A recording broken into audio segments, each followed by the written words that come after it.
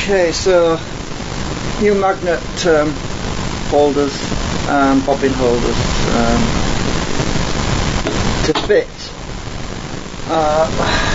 because these are basically excentrics and the others are concentrics. So because these have got the magnets on the outside, the others have the magnet flux focused on the inside. That's the difference. So I think it's frozen.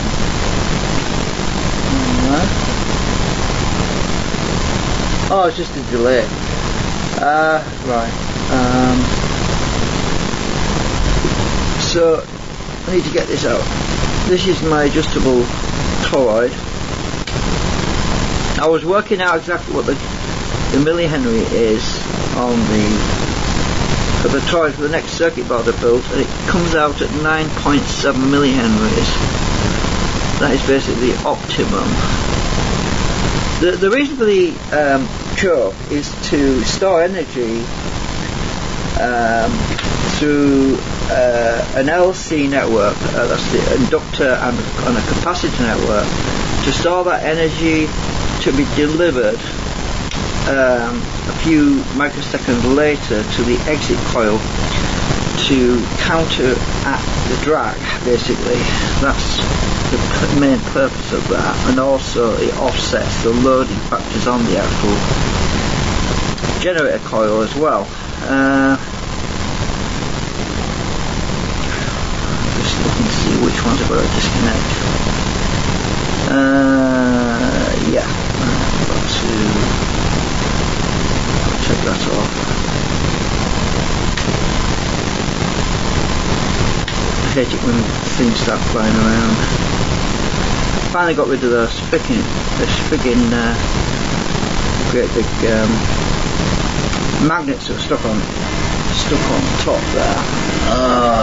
Temperature again. Yeah, I'm gonna have to turn the throttling off, unfortunately. It's really annoying.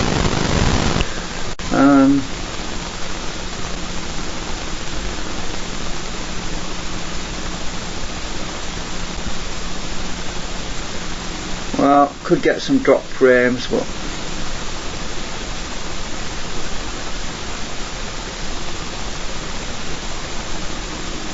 hopefully it'll be alright.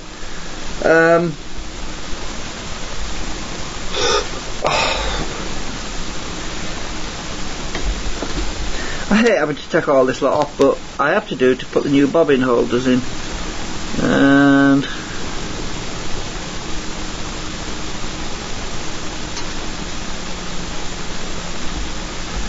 it'll be worth it, because the first set that I put in, the first set of new bobbin holders that I put in down here, work like a charm. They work really well. So I'll just take these off.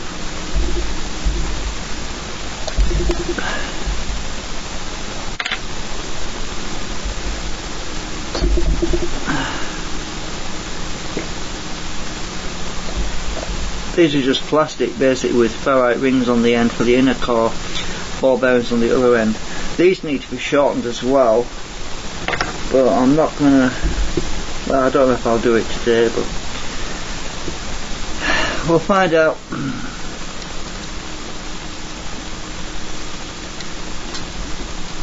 I'll decide as I go along.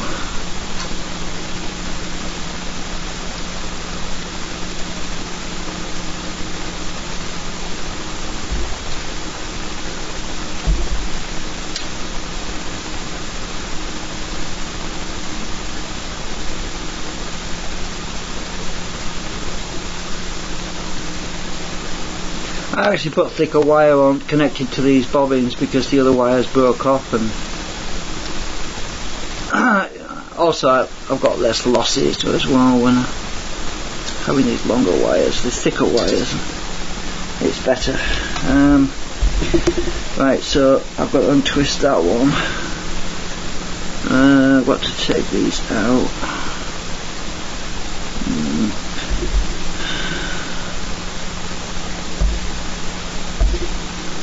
These are my exit coils. Disconnect those.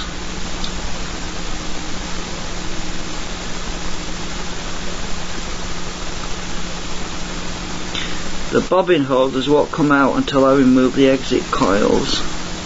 I call them the exit coil because they're the ones that send the pulse to counteract the drag as the rotor is leaving the generator main section. So basically it's giving them a boot up the rear end, saying get out of here on the way out. Right, so I'll take my exit coil number 1 out. They're a bit hard to get out actually because they're a tight fit.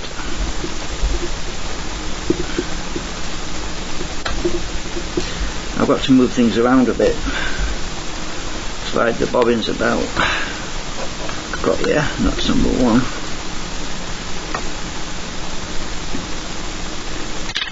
And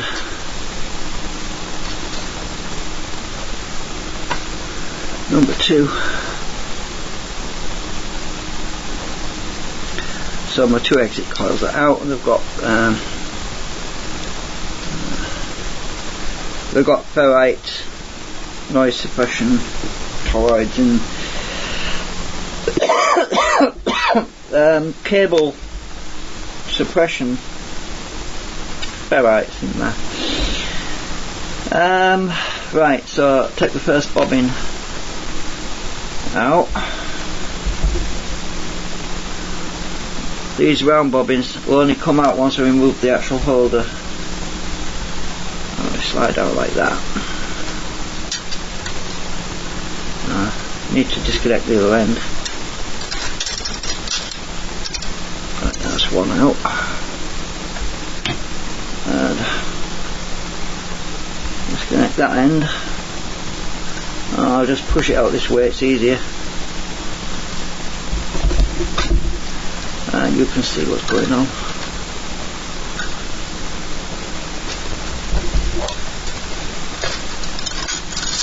Oh, my packing's just blocked about. A little bit of packing just to wedge them in once they're in there. So basically it's a simple job. These are balanced so they actually magnetically stick to each other no matter which way around the turn. They stick because they're alternated. So basically we have maybe inwards on these we have something like south-south, then north-north, then it's south and north. There's a reason why I have less magnets on the inside, and that's because the rotors themselves provide a lot of counterbalance magnetic field. Need more on this side because there's no rotors on the side. So it's a simple method now of swapping these bobbins over to these. And can I sit down and do this? I hope so, because I don't want to be leaning over the camera. Let's move these over here a bit. I think I'm able to see that alright. So anyway, I've got to pop this out of here now. That's simple enough. I'll take that one off. Stick it in this one. Ideally these ferrite rings need to be about half a ferrite ring sticking out, so I need to get really 3 in these bobbins to bring the ferrite rings close to the rotor. But I don't think these will move. I think they're stuck in there pretty well, so that's something I'm going to have to do in the next job, in the next lot of wind. I'm just going to do that next time. So that one's in.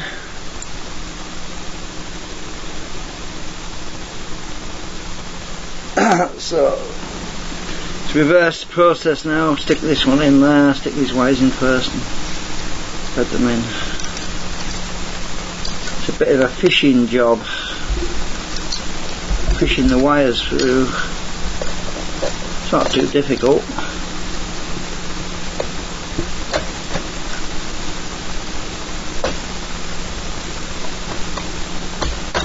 Right, that's one in. And the next one,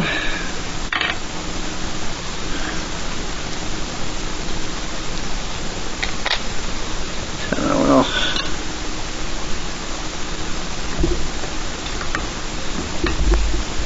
That one's on. I'm so glad we put thick wire on here. I'd lie so much easier. That thin wire kept snapping off, and this would snap as well, I suppose, if I'm not careful. Right, so that one's rotating a little bit, I think, sticking out a bit. At an angle, it wants to be at a slight angle to that, because there's a sharp bit there. I don't want it to stick into the other bobbin. Right, there's a bit sticking out there. So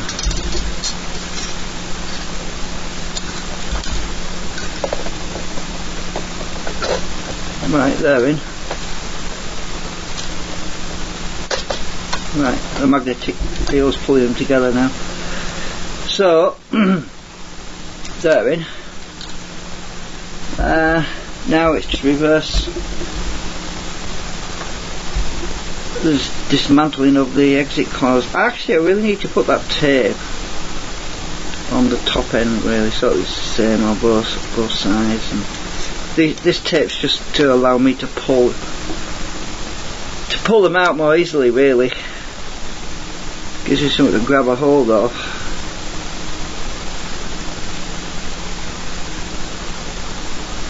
Hope the tape's not going to come off the next time I try to pull it out, but it should be alright.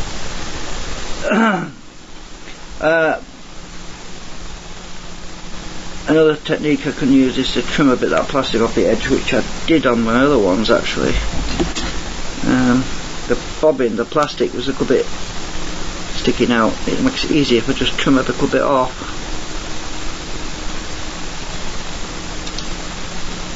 the plastic. Just makes it a little bit easier to get them out.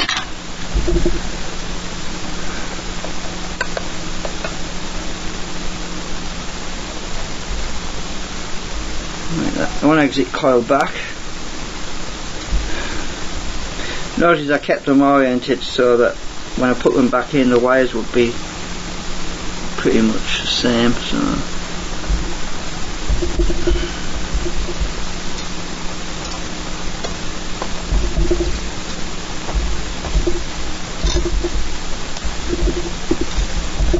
push them back in the middle.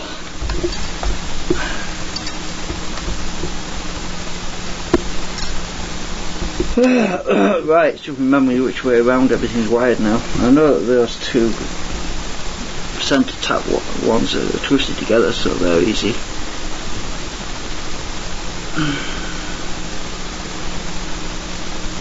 The other thing I'm worried about is them snapping off, because I've twisted these a few times now, and so it's a matter of time before they break off.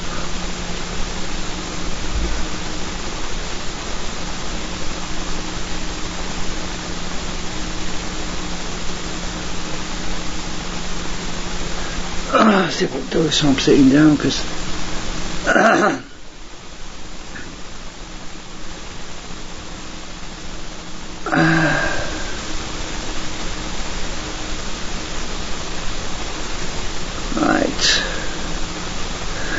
Oh, it's not on right.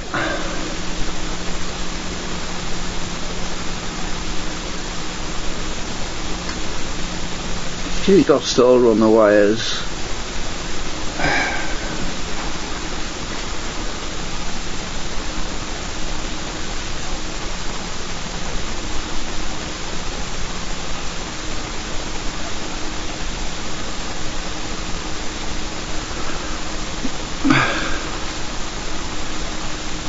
I can't get them. Get out of the way.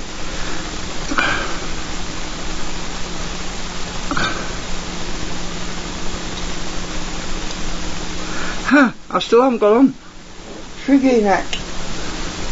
I'm trying to twist these wires on, it's a pain in the ass.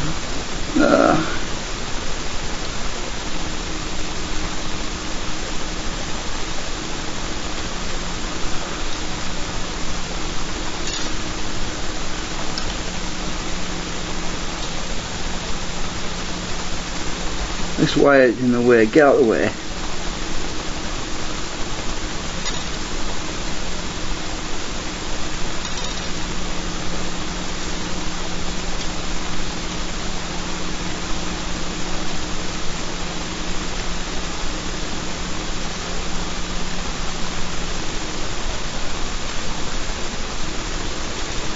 Have I got it? I think I have.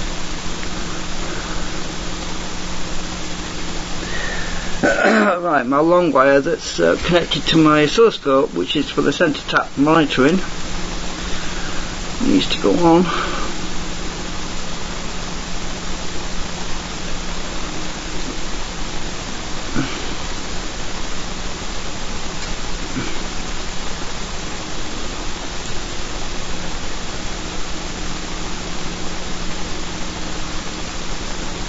Well, it's going to be not very strong, it could pull off, but that'll do for now. I'm winding some new coils anyway soon, so right, let's just connect these. Let's put that back where it's supposed to be. Choke.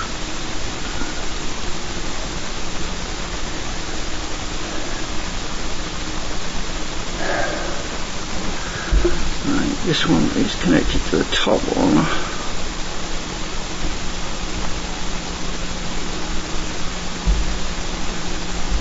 And this one is at the bottom one. My exit coil circuit.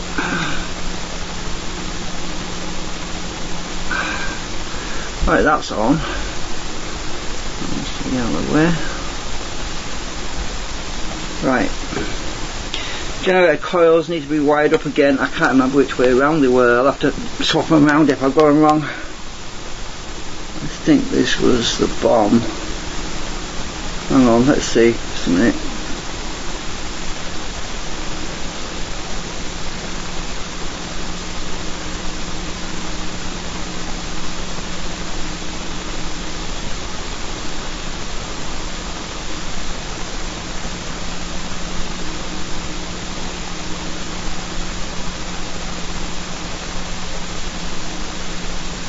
I think it's the top.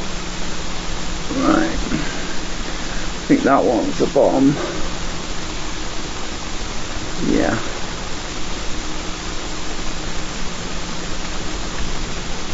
Just push it into my sockets. Right. Unfortunately, my batteries are flat at the moment, so I can't run it right now. I'm waiting for some batteries to charge up. Actually, they look pretty much almost done, actually. Right, so output generator coils, doesn't matter which way around these go. They go through full wave bridge rectifier, so it doesn't matter. Each coil set's got its own full wave bridge rectifier.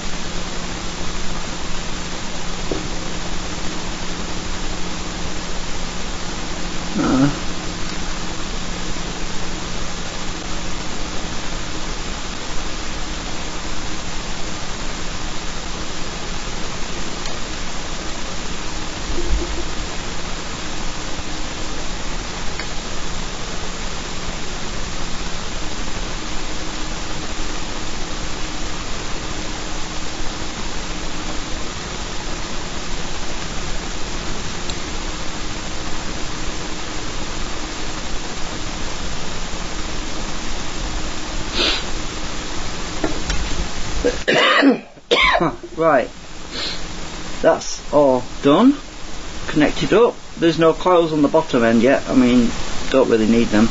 Took them out, unless I wanted to use those as entry coils, but I don't, because it's a waste of energy. You just need the exit coils on both sets of them in parallel actually. So get these concentric assemblies back in.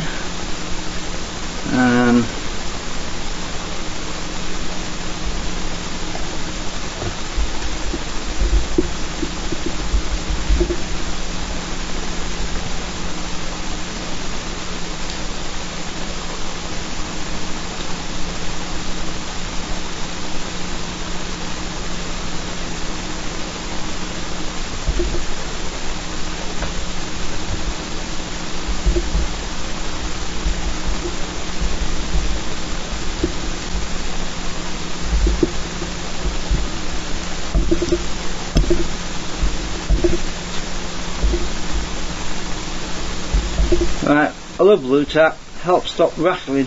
These things rattled like crazy before, and I didn't want to glue them because I want to be able to take them apart.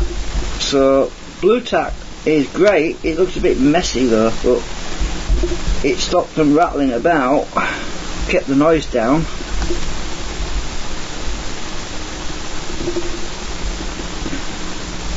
Right, so everything's back. I might have got my wires one way around. I think these are right on this side. It's this side I'm not sure about, but I can swap them around when I've got this thing running. Yeah. Oh, I've got to connect these again, which parallel up the exit coils.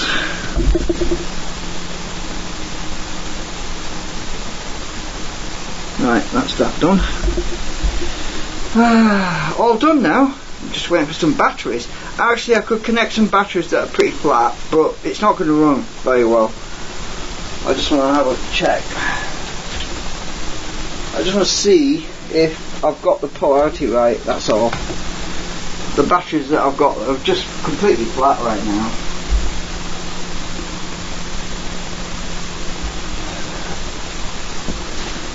These might run it for about a minute, because this cell at this end is not very good. It seems to be weak. It's a weak cell, so it usually runs for about a minute or two, then it just dies on me. But it should give me enough idea if I've got everything wired up right, because I'll be able to see the current on it.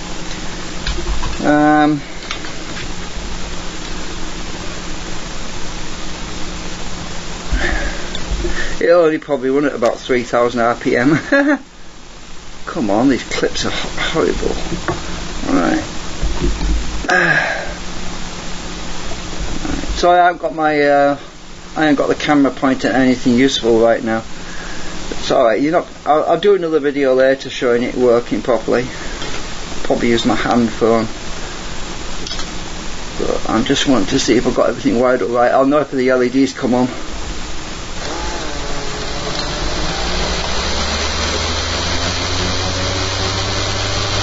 Well, we've got 240 milliamps at the moment. Wow.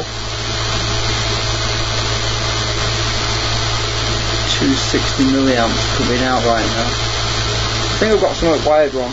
Hang on. Yeah.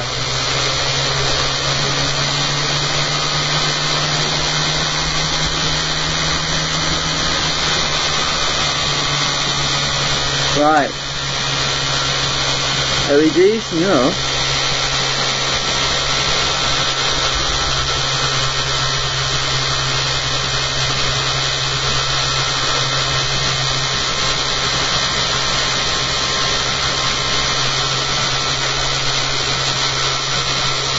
One 90 milliamps.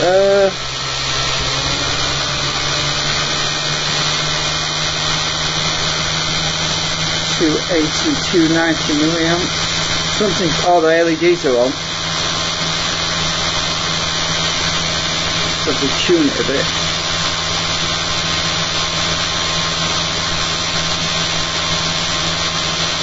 Something's not connected up properly. I think these are on.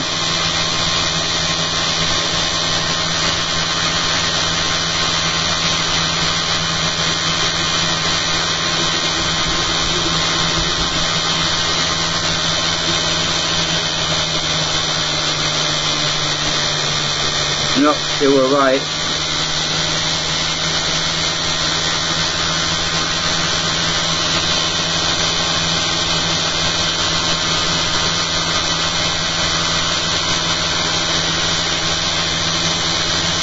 Got something along somewhere.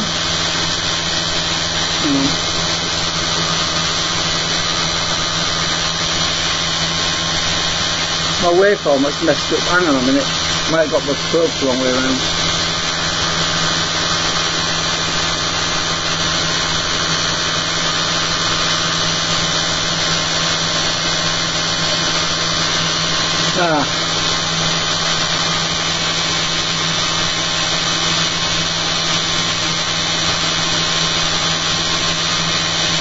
Well, that's not right.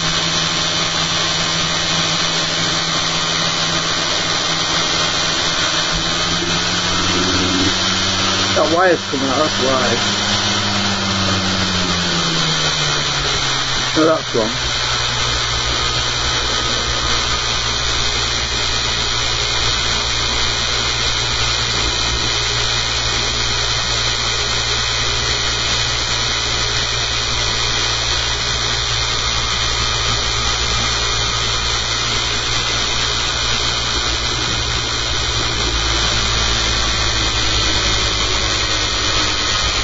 I haven't got it set right yet.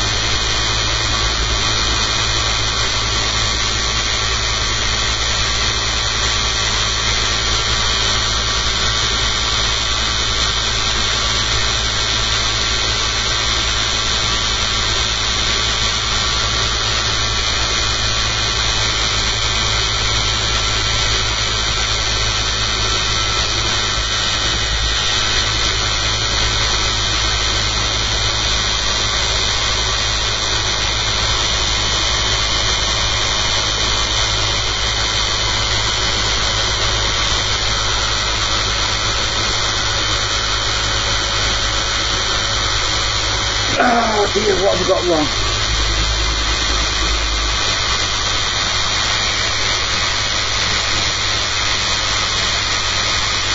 Why is my choke connected? Ah, that was it. It's my choke.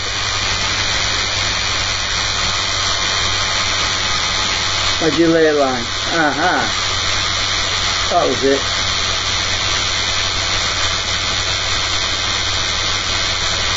My battery's flat.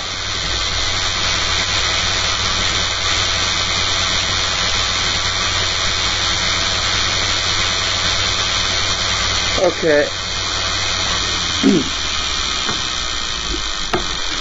Battery's flat. I need to get another battery that's also flat.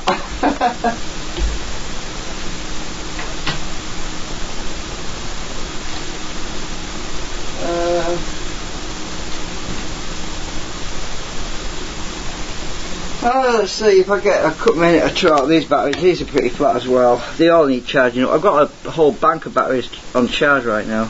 They're nearly done. Right, let's try this for a minute or two.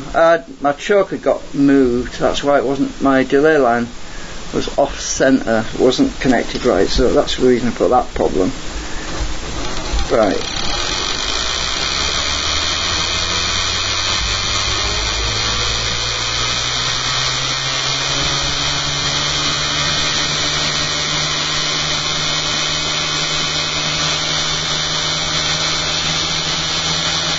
Right, we're at 5,000 RPM nearly. Yeah, we're at 5,000 RPM, 270 milliamps output. And my scope was right the first time. Because now it's wrong.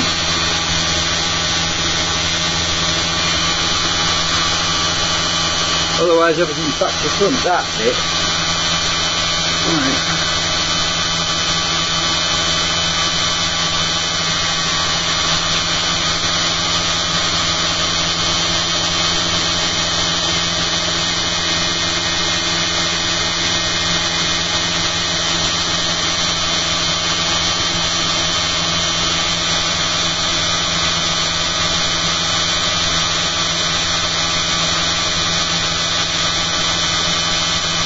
I've got a noisy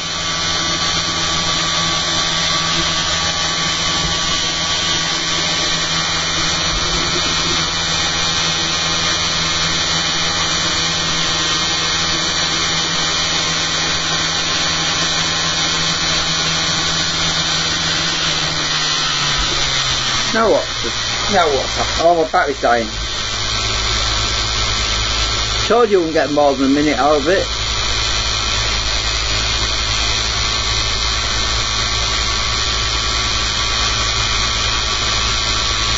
It's running minimum current load at the moment at 3000 RPM. Yeah, these batteries are flat too. I have to charge about, I've got 1, 2, 3 sets of batteries that need charging up. Hang on. I have another set of batteries that might work. I don't know, that'll be good.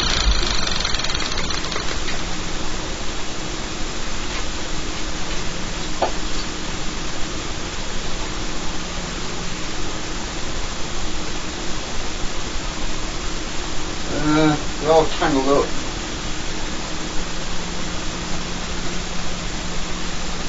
These batteries are not very good. They're very weak. They're not very good at all, but we'll give them a shot.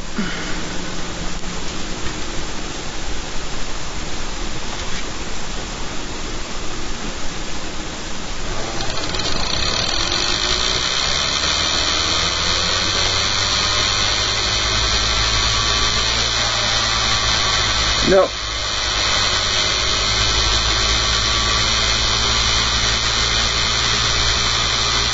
Well, they're pretty crap. Actually,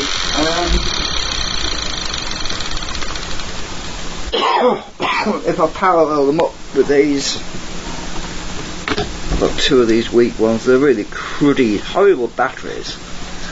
They're the blue ones. They just don't have any power in them.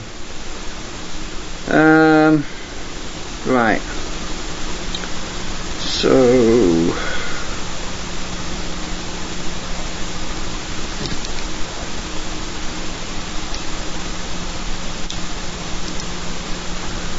Positives, yeah.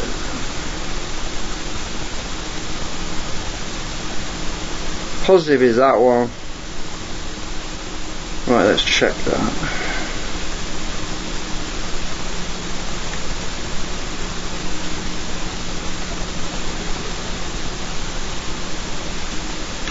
I think these batteries are shite.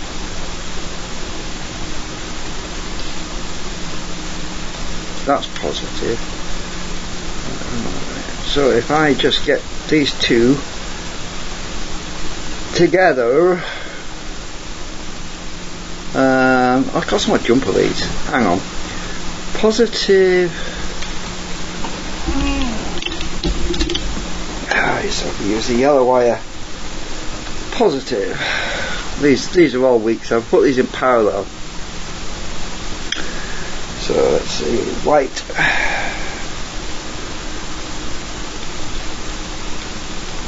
To the negative on that one.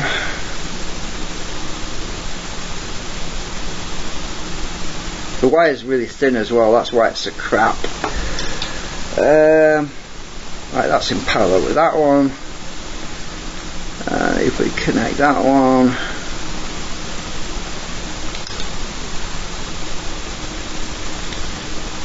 Connect that one to that one. Oops.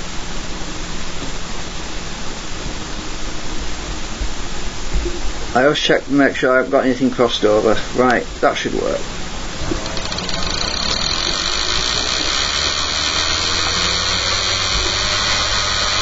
No, the weakest, yeah, they're pretty weak. But it's still not too bad though. Need to tune this a bit.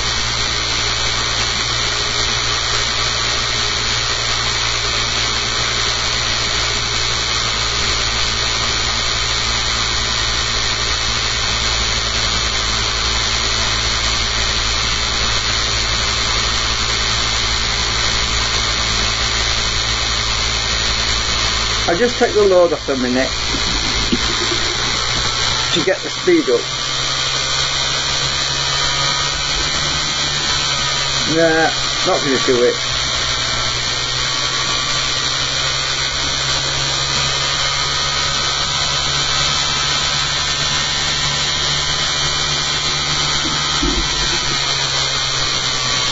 Batteries are too flat.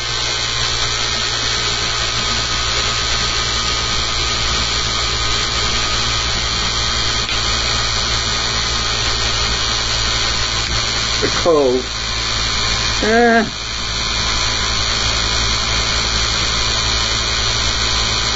Right. Something's making a noise. What the hell is... Oh, it must be my... Yeah, it's that one. It's making a racket. Yeah, I need to go and find some better batteries somewhere. Trouble is, this thing needs an amp, and I still haven't dug my power supply out of the cupboard yet. I should have got that out months ago, but actually it's cooled down a bit now. I could go in there, but it's right at the back under a lot of stuff, which is a nightmare. These want fresh wires on them because the wire is just too thin to carry any current.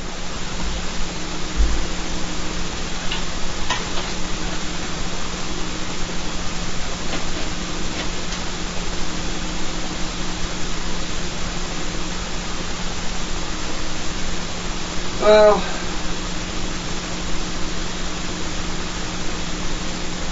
tell you what, I'll take my batteries off charge.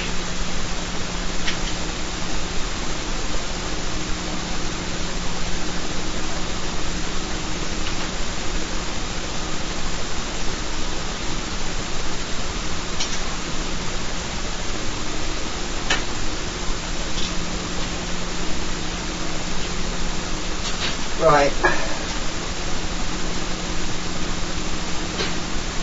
Give me a minute.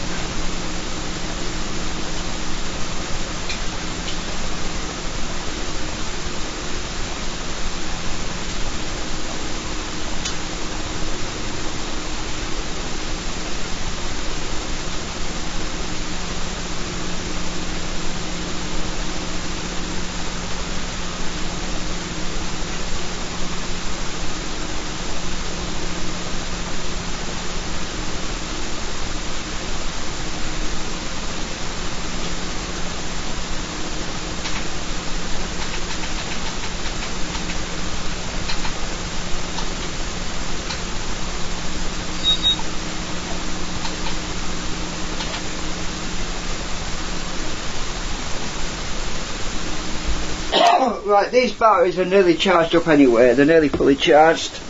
I've put another set of batteries on charge while I'm using these anyway, and so there should be enough juice in these to do what we need to do.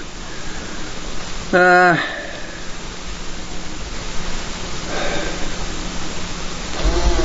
we go. That's better.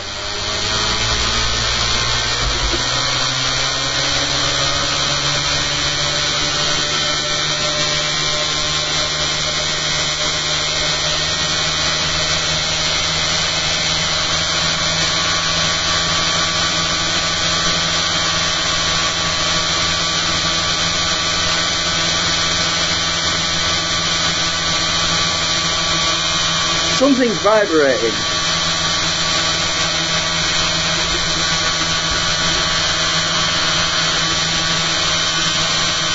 It's this one.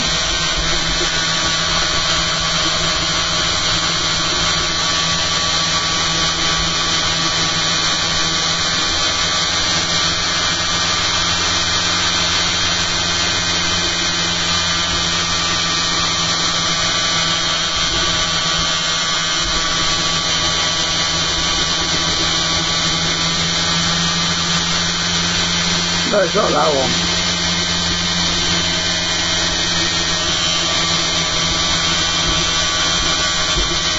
It must be the magnets in the bobbin holder aren't set properly.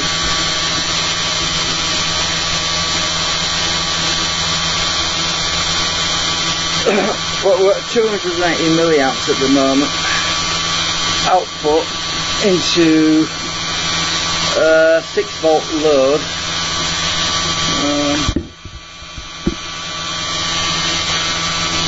Yeah.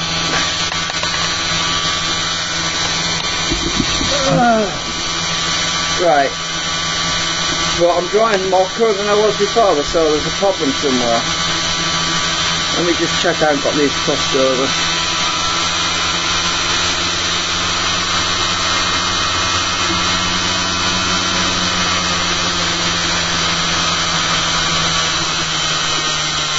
No, that's worse.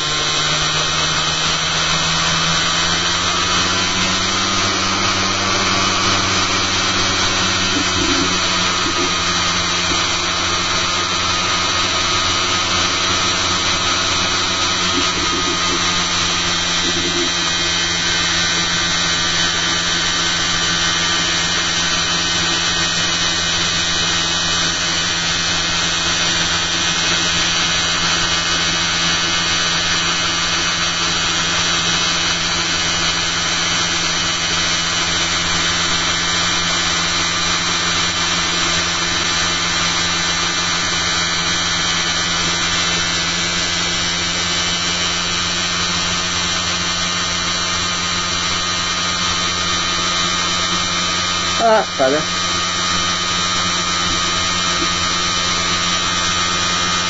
Yeah, there's some magnets vibrating inside the bobbin holders. They need to be glued better, I think.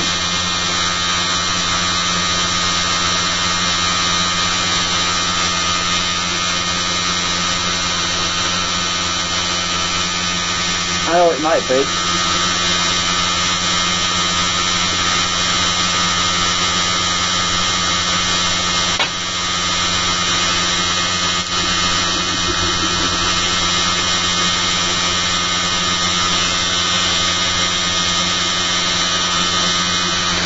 Yeah, found it.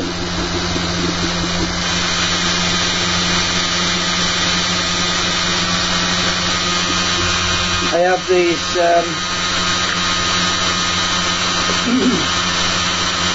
extra magnets on the outside, inside these slots, which have to be reset.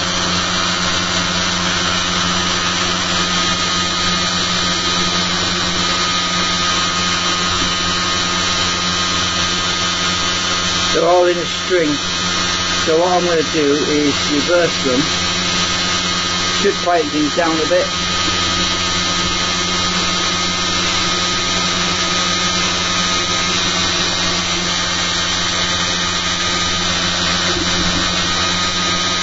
So what, 5,360 RPM, 1.01 amps input. Yeah, some of the magnets in there are vibrating still.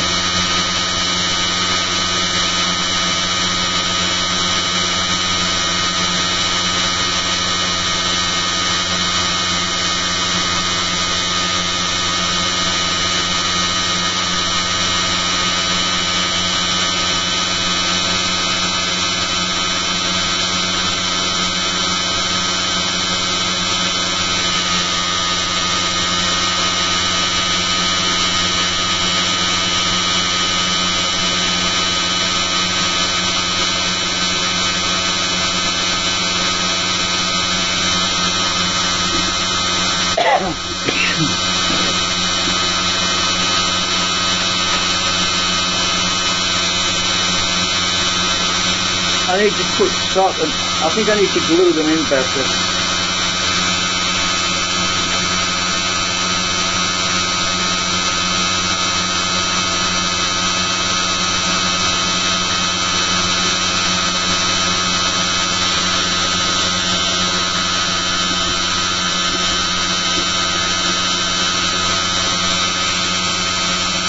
But we're using less power than we were earlier, which is really, really good.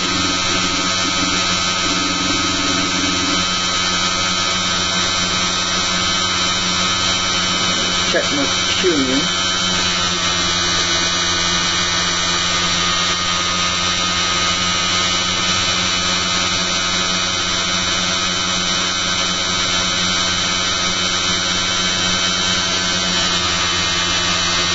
I'm moving the switch at the moment.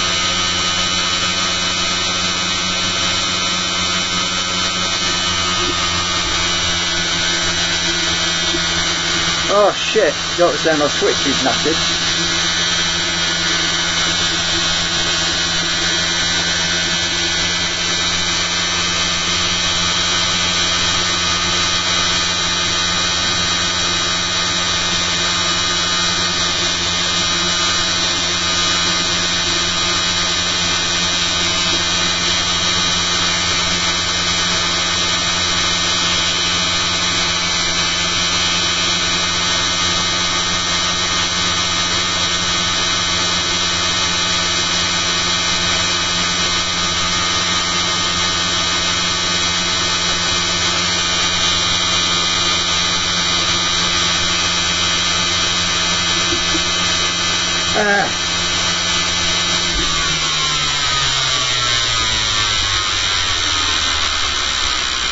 Those magnets are doing my head in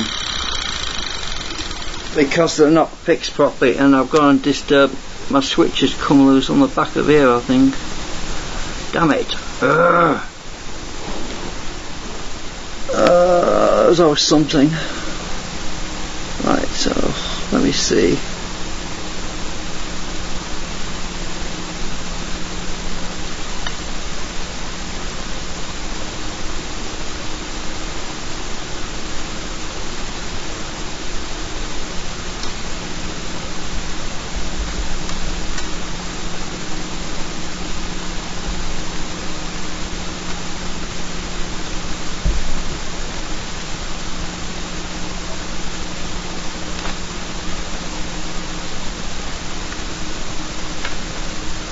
Just getting the blue tack off my switch for my inductance thing.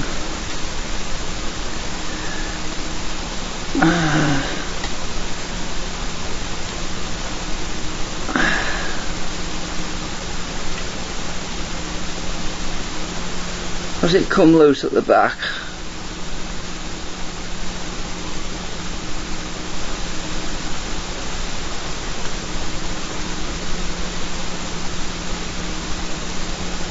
No, I don't think it seems to be still okay.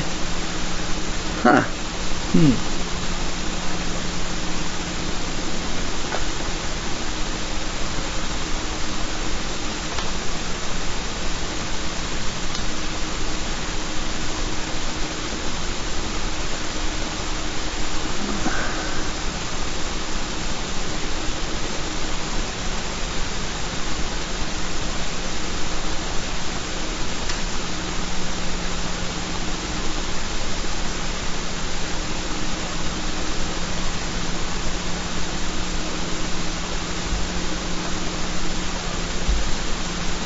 So you can't see a lot at the moment. I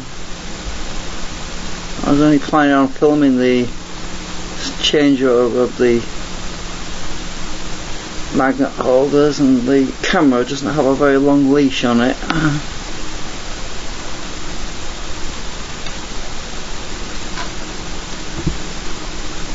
Right, have I got that connected again? I'll check. I'll have to start it up again.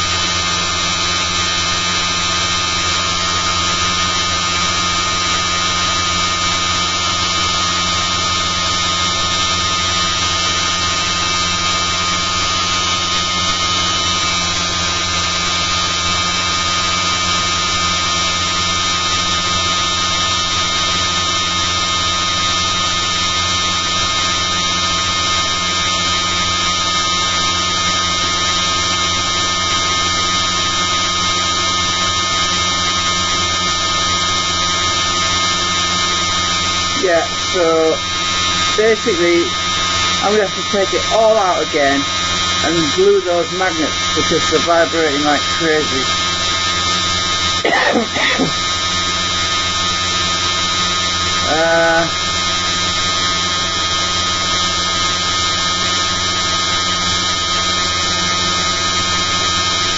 Well, it's working pretty well. It's working very well actually. I mean, I've got 240 milliamps coming out right now at 8 volts, into 8 volts from the supercapacitor. So that's working really well actually compared to before. And I'm only drawing 1 amp, which is a lot less than before. I've had it going at about 1.3 amps, 1.4 amps previously.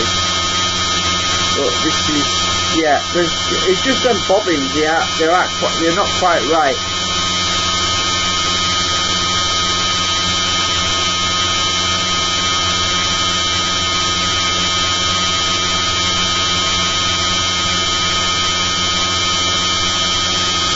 See if I can quieten it down. Hang on a minute.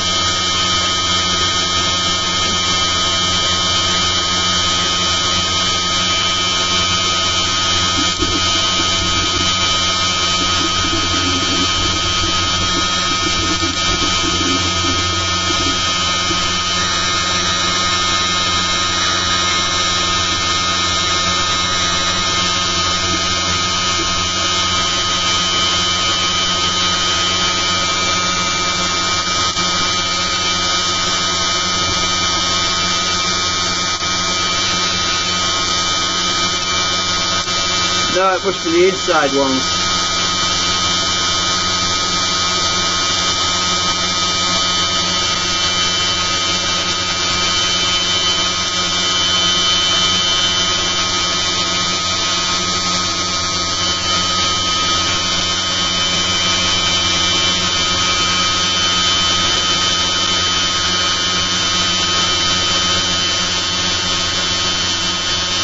I'll check these out a minute.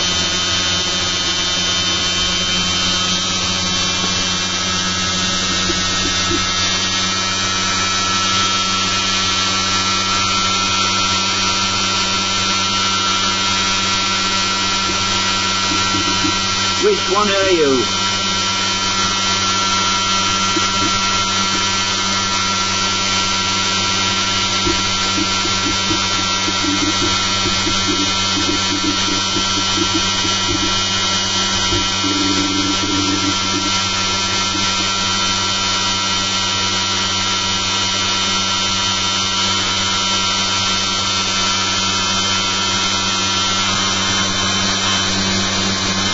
hang on.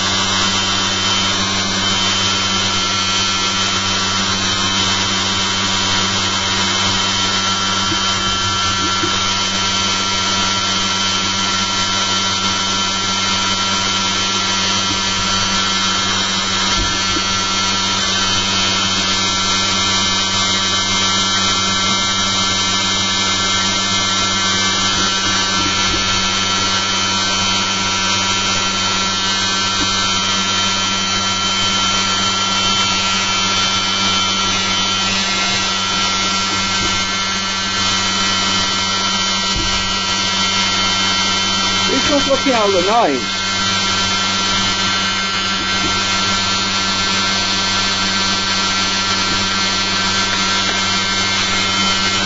Oh, it's these.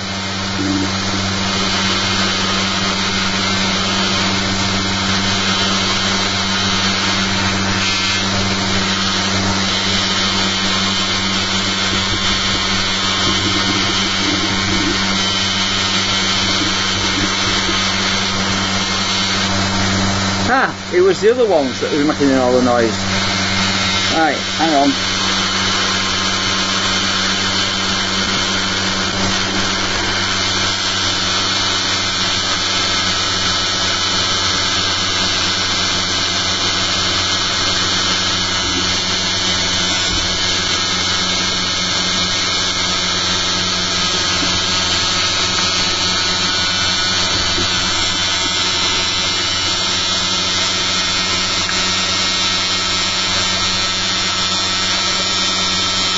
What the hell? Oh, I know what. You know what, don't you?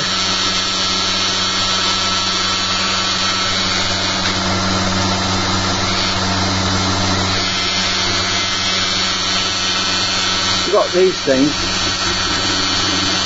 Well.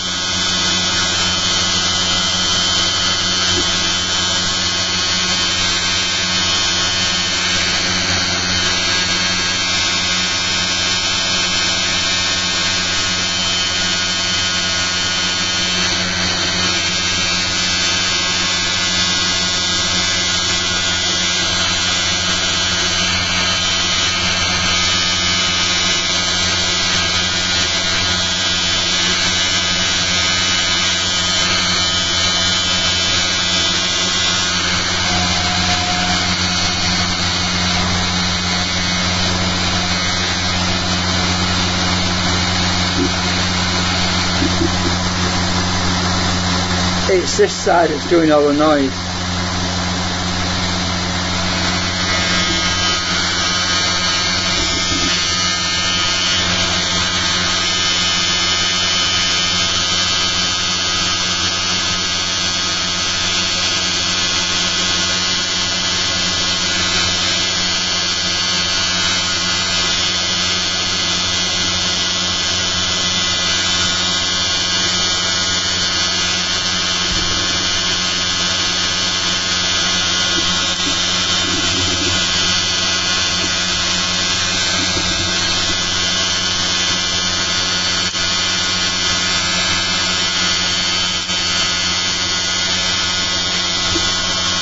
hell, where is it?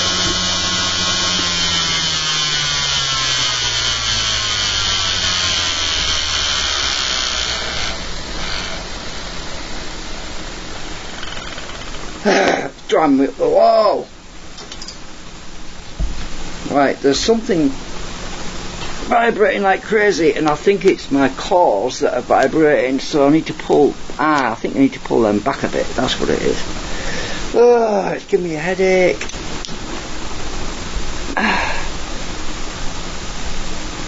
Right, so that one probably, and maybe that one. Yeah, that's probably what it is. It's the cores. Pull them back a bit because they're looking a bit too far forward anyway. Right.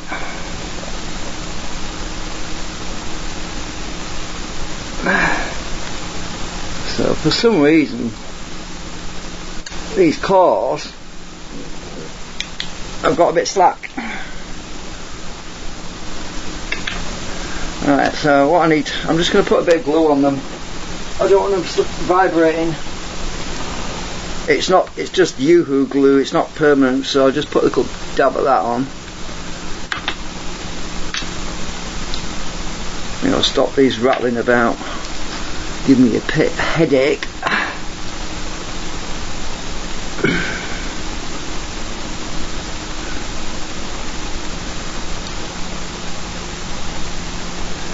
Right, get the other one out as well.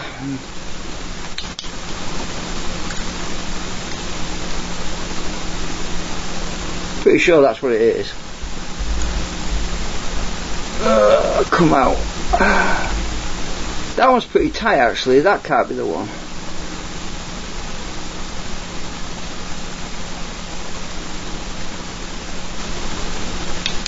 Right.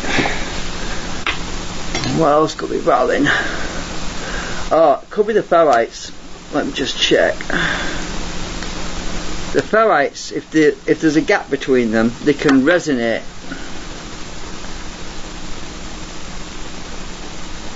Right, let's check in the hole. Is the hole is looking out? Take that one out.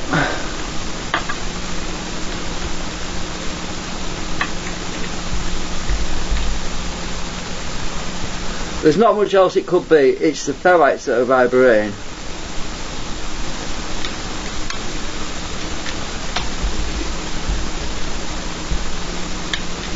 It's all that flux, you see. There's a hell of a lot of flux moving through those ferrites.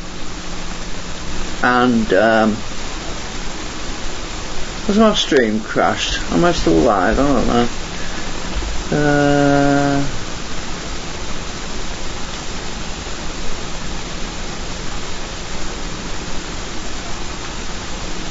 It looks like I am.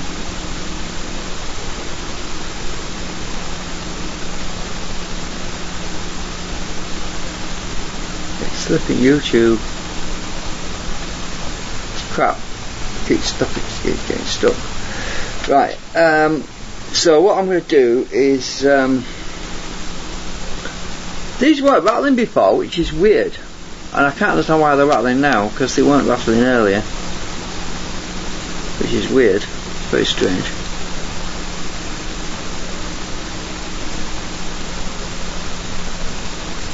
Right, I'm just going to start it again without these cores in to see if the rattling's disappeared.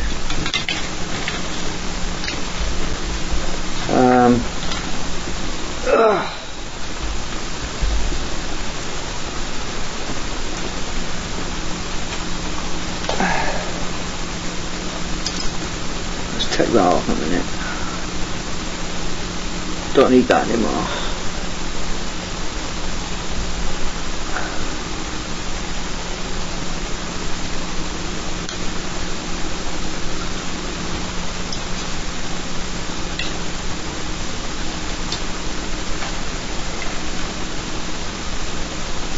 Right, see if that noise is still there.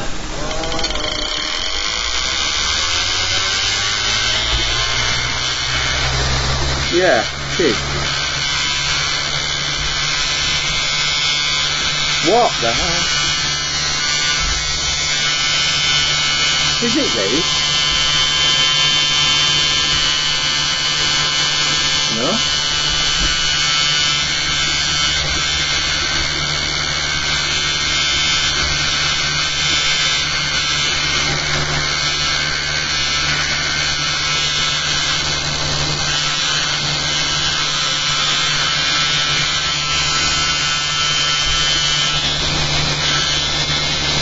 It's the right hand side one. Appears to be the right hand side one.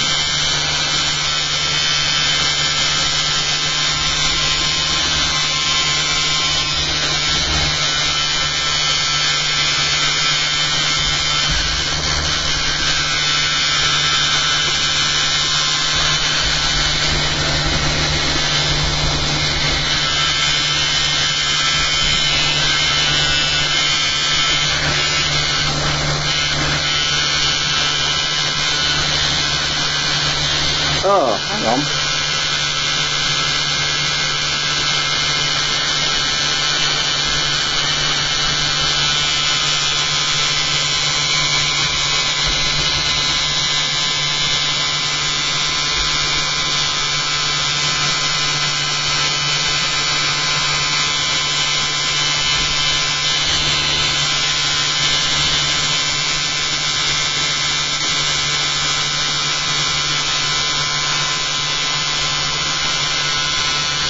Ow! Got my finger in the pulley. Ah, found it.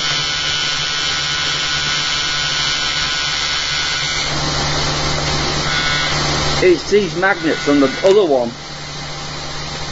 It's the other set of magnets that's doing it. Hang on a minute. So basically the magnets on the bottom set are vibrating like crazy.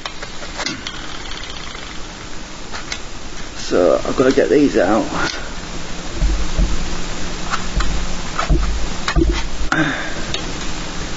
Oh, where's all my magnets gone? Oh, they're all over here. All stuck to the other one. Right, so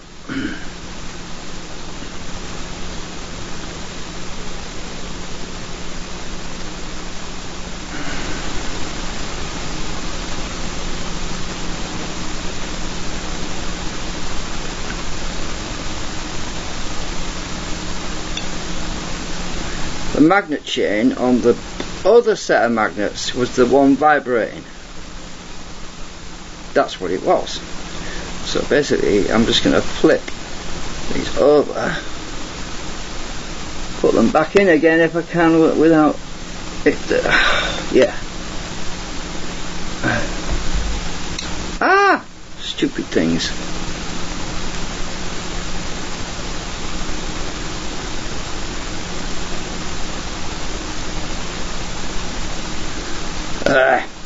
Right. I'll just put one in at a time, sequentially.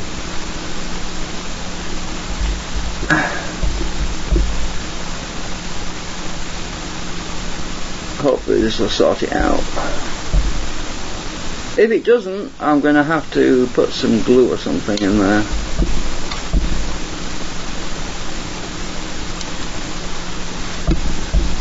Right, push them in a bit tighter. Ugh. Well, it's weird why they started vibrating when they were fine earlier. Right, I'll try again. Yay! Don't you start? Yeah, much better. Right, put this back in.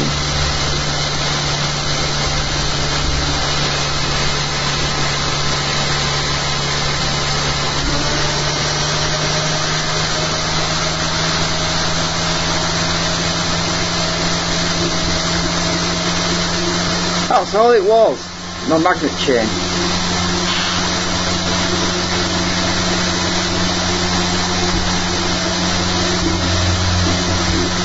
Right, peace, glorious peace.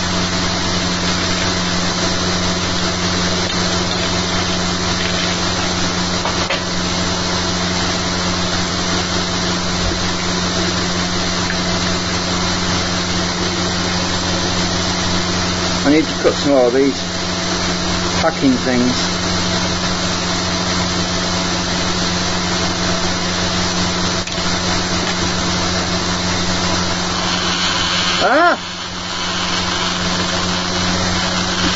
So start again.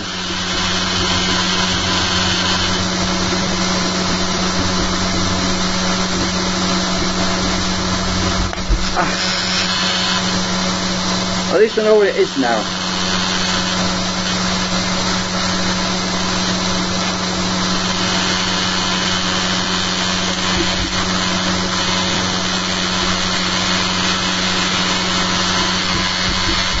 Right, so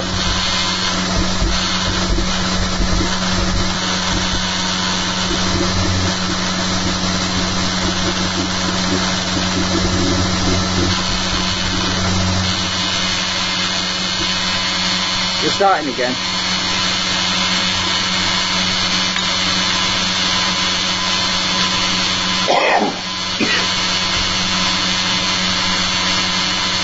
Right, okay. I'm going to push my magnet chain. I'm going to try and get out this end actually if I can. I think the hole's too tight. Yeah, it's too tight. I have to come back out. I have to fire this hole so it'll come out this end. Right, 1, 2, 3. What I'm going to do is I'm going to put some glue. I don't want them permanently stuck in there. I want to be able to get them out. So what I'm going to do is I'm just going to put some Yoo-hoo on these magnets so they don't actually, let me just let me just fire this end a bit so I can get them in this end as well, because I don't like having to, because they keep sticking to the motor on the other side when I pull them out. This slot goes all the way through the chassis and through the actual frame that holds the magnet holders in place and the bobbin holders. So. And this coupling, it helps to balance out the eccentric magnets and the concentric magnets. This slot was just a bit tight.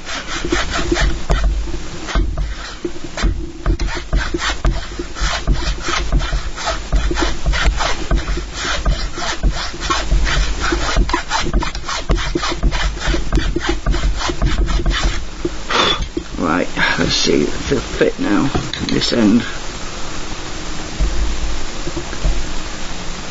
Not quite, it's still a bit tight.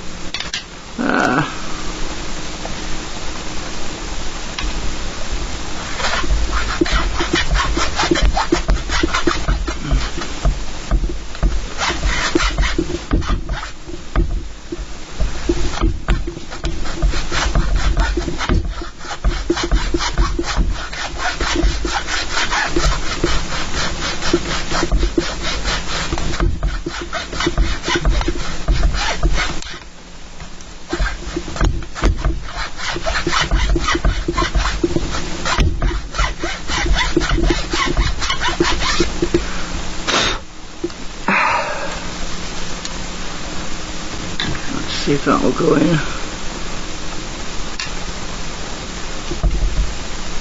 Ah, bloody hell, this, why is it so friggin' tight?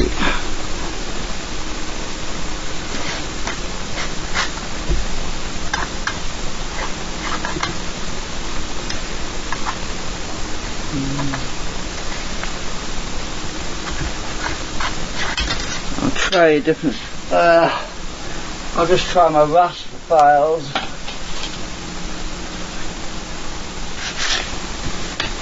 My rasp files can take a bit more material off if I can get them in the first place.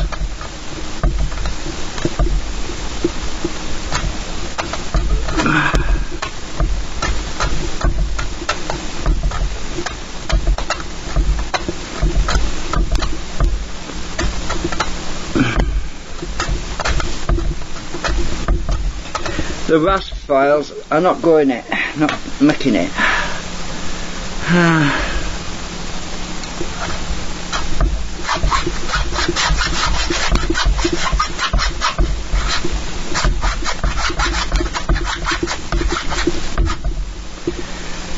Oh, this is hard work. I'm going to take my sweater off because I'm roasting now.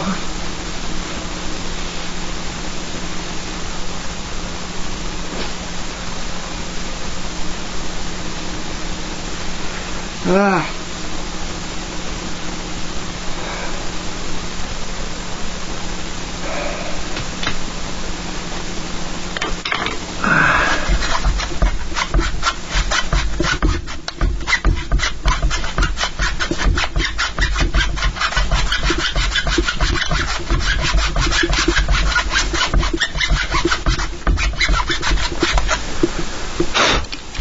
Right, actually, oh, nah, it'll work. I'm not far off. Oh, we're there at last, I think. Have I got the right hole? Yeah, got the right hole. They go in now, look. Right, so they're pretty loose.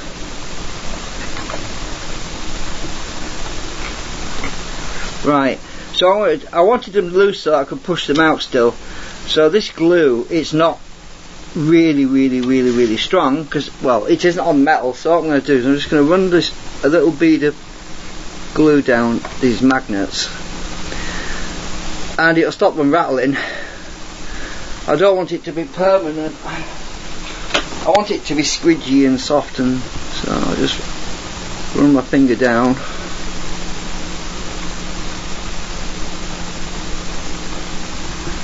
And with a bit of alcohol I could easily get them out again. Now that should stop them rattling. Most of the glues come out this end anyway, so right, that should solve the problem.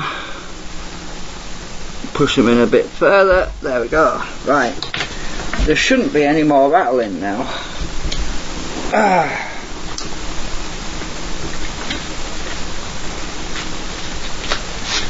I hope, because it really gives me a headache. But there's still work to do on the concentrics because the height of these the rings that are on the other side has to be flush with the edge of the bobbin with the ferrite rings. If it's not flush, you get an imbalance and you get more drag. So basically the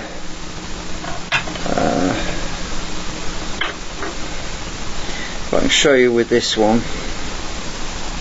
Oh, just pull one out a minute, hang on.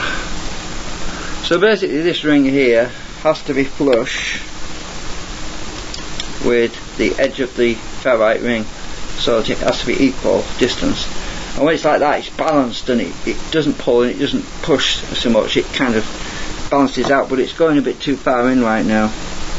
But that's okay for now. Actually, what I can do to sort that out, because this one, I sorted the other one that's got some spaces under it, but this one, what I can do is put some blue tack on the ends of there. That will give me a little bit of so if I put a bit of blue tack, which is about the same thickness about there, put a blob of blue tack on there like that, and do the other one, that should equalise the distance a bit. But obviously it'll get squidged. If I push it in too far, it'll get squidged and flattened, but anyway, I'm just gonna, yeah, I don't want to push it in too far, so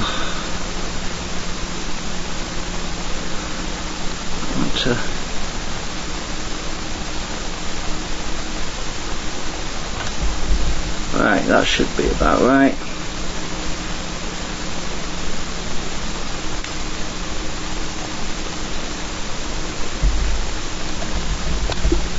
Right, we'll try that.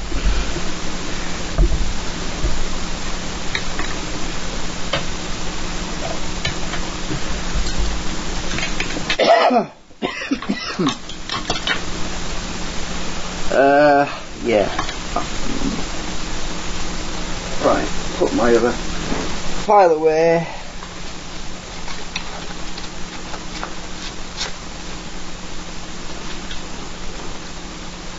Right, well, let's start it up and see what it's like now.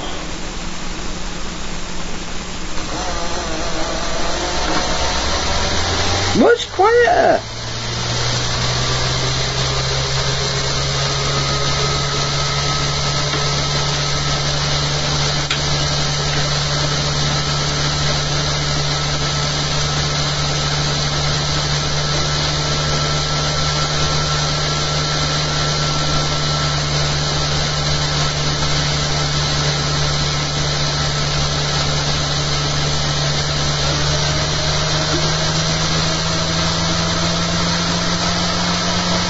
This thing's got a soft starter on it, you have to press the power button to get it to really go.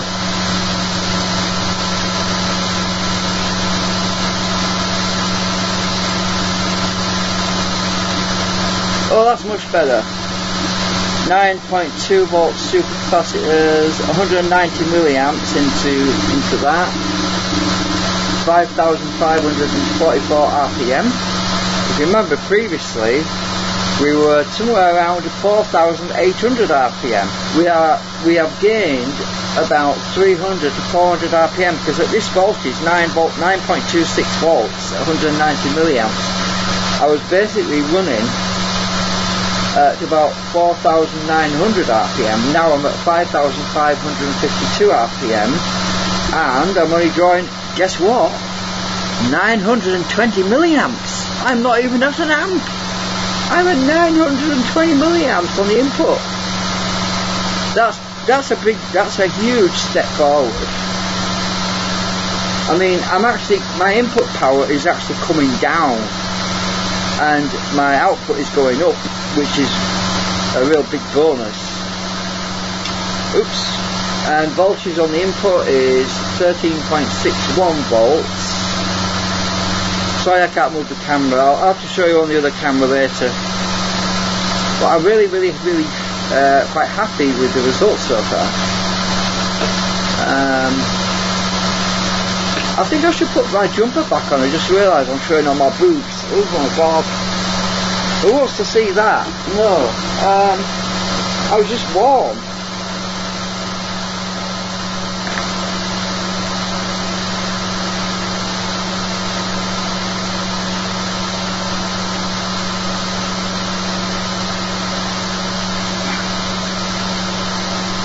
I'm not warm now, I'm freezing again. Well, let me just check my wires, everything.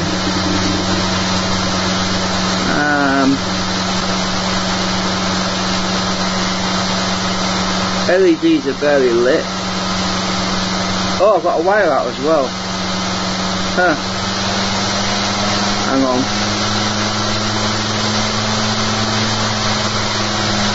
That's more like it. Right, 220 milliamps, 960 milliamps on the input. Actually, it's gone up to 970 milliamps on the input. 210 milliamps on the output at 9.74 volts into the supercapacitors. So we've actually got more because a wire had come out. Oh, this wire is still not in right. That should be better. Okay, I've got two LEDs lit now.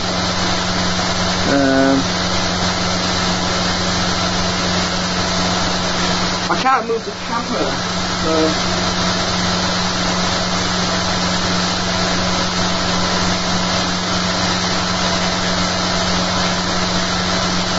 The wire's a bit short, so what I can do is I can put the mirror there. You have to reverse everything. Let's see.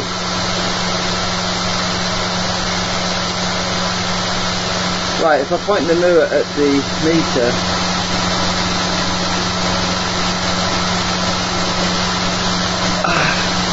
you have to reverse it. Yeah, I'm sure you can work it out.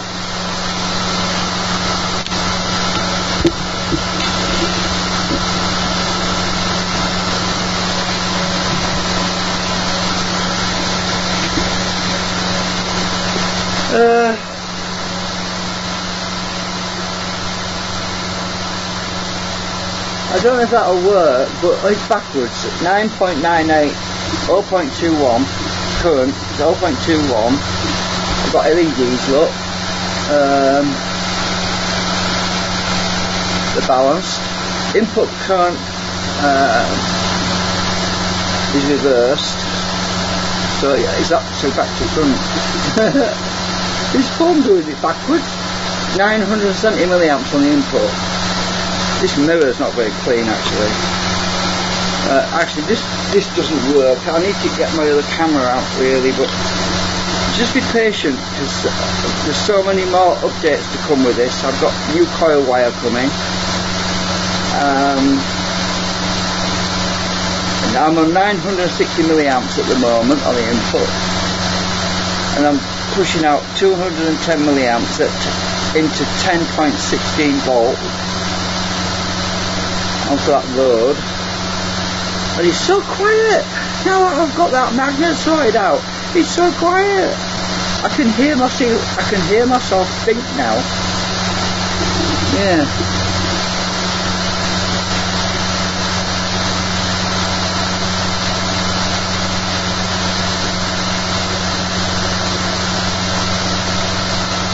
I'll have to glue the other magnets on the other one as well so they don't start vibrating. Because I tell you that it was doing my head in, I couldn't figure out what it was. And I don't want them to be permanently glued in there. I want to be able to push them out. So before it dries thoroughly, I'm going to push them out to make sure I can still move them. Yeah, I can still move them at the moment. I don't want them to be glued in permanently because I might want to take them out.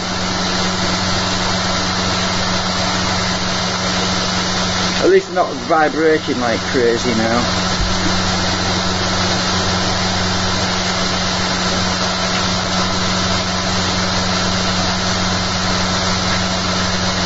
We're at 5,500 RPM. Actually, I'll turn the camera around for that.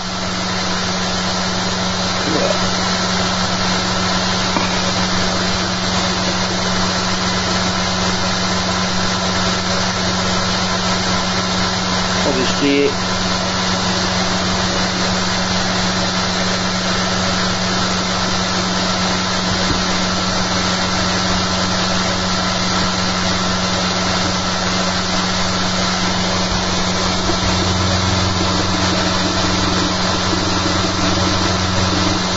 yeah, I think we saw that.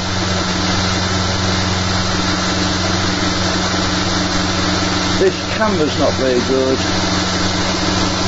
I need to use my other one, but it gets so hot when I'm doing these long live streams. It just gets so hot. The camera does.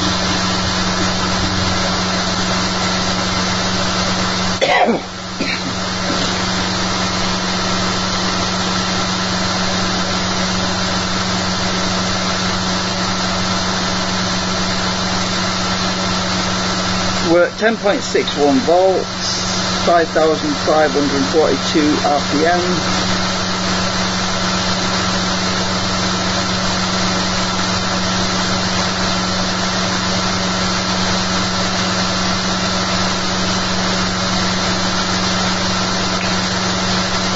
I need a coffee. I'm going to go and grab a coffee. Actually, I'll try and extend let me just put an extension on the camera. Give me a minute. That might work. Give me a sec.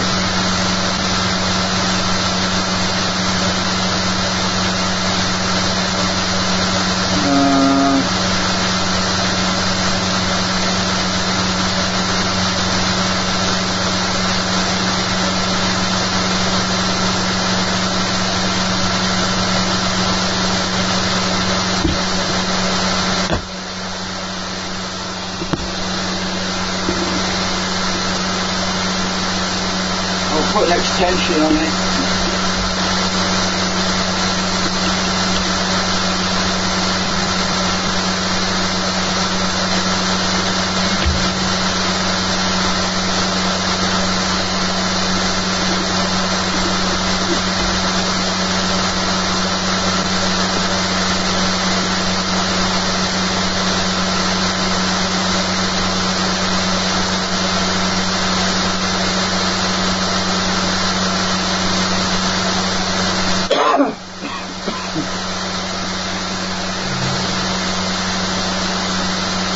Right, this should work a bit better.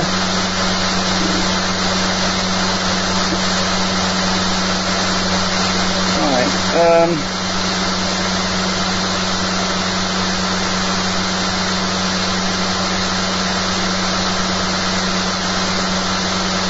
right, there we go. Well, you can't see the meters right now.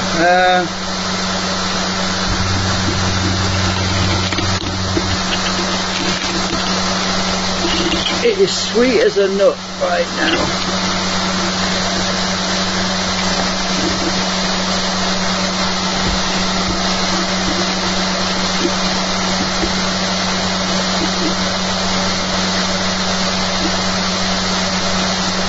I'm going to go and put my kettle on. I need some drink. I need some fluids.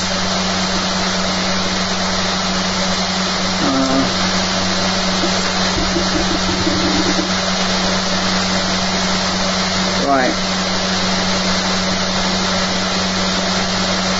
Kind of blocking the view of some of it, but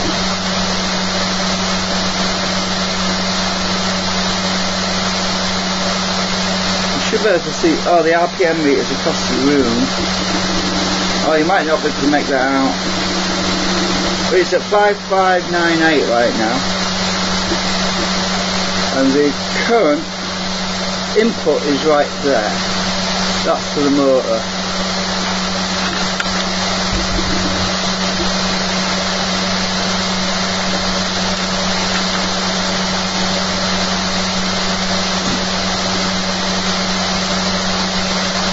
And we charge up the supercapacitors, which are now up to 11.13.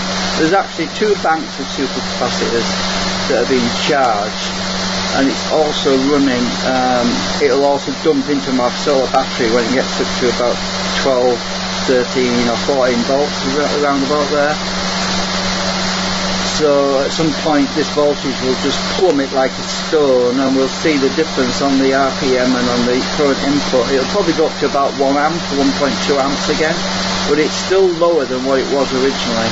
It used to draw about 1.3 amps and lose about 4,000, it used to lose about 600 RPM something. It used to drop about 1,000 RPM. Actually, it was more than that. It used to drop about 1,200 RPM or something. But with this current setup, with the new bobbins and the concentrics and excentrics, it seems to stay roughly at between 5,000 and 5,600 RPM. It doesn't seem to lose hardly anything much. And it only seems to draw about an extra 200-300 milliamps, which is really not bad, really, considering. But there's still a lot more things to do with it. I mean, I need to wind these new coils with. I'll just check my triac, make sure it's not burning up. No, it's alright, cool. So my triac's running cold, so the LEDs are just barely lit. My resistor should be lukewarm, and it is. Which is just about right for the current. I can actually feel it starting to burn my finger, but it's not that hot. It's probably about 60 Celsius or something.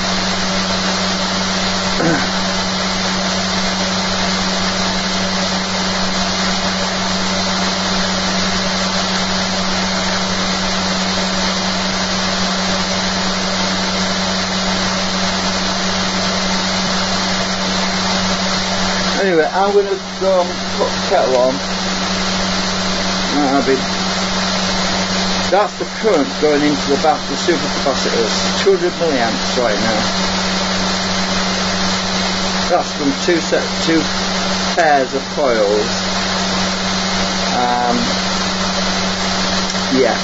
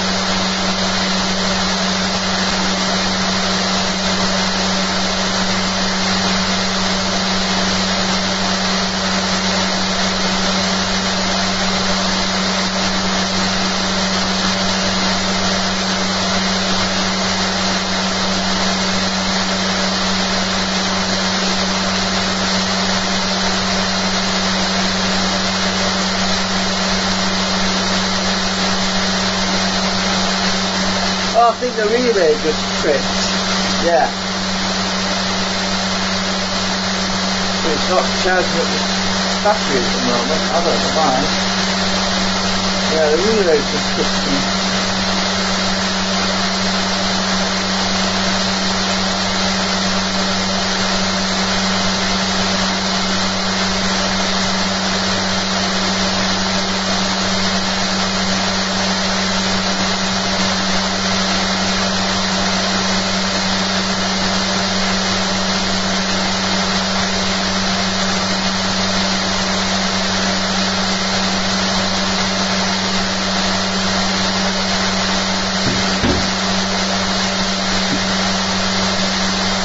For some reason my relay didn't snap on.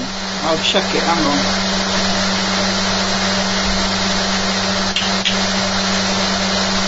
Ah, it is now, my relay didn't trip properly. I'll just give it a tap with this and it's gone on now. Oop. Right, so we should see, I've got the camera. Right.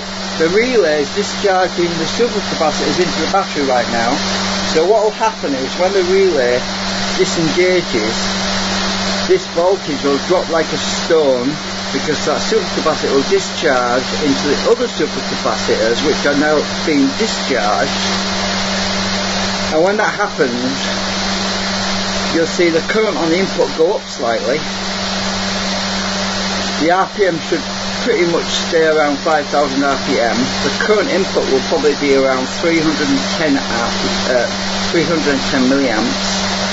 The input voltage of supercapacitors will drop right down to somewhere around 5 to 6 volts, and it will slowly start climbing again. So you can get a rough idea of what's going on. My oscilloscope's lost a lot now because the voltage on the input's going right up, but it'll stabilise as soon as it starts to discharge again. But yeah, the relay's gonna trip off probably soon, I hope. Sometimes it gets stuck because it's got voltage from this circuit. But we're still pushing out 160 milliamps.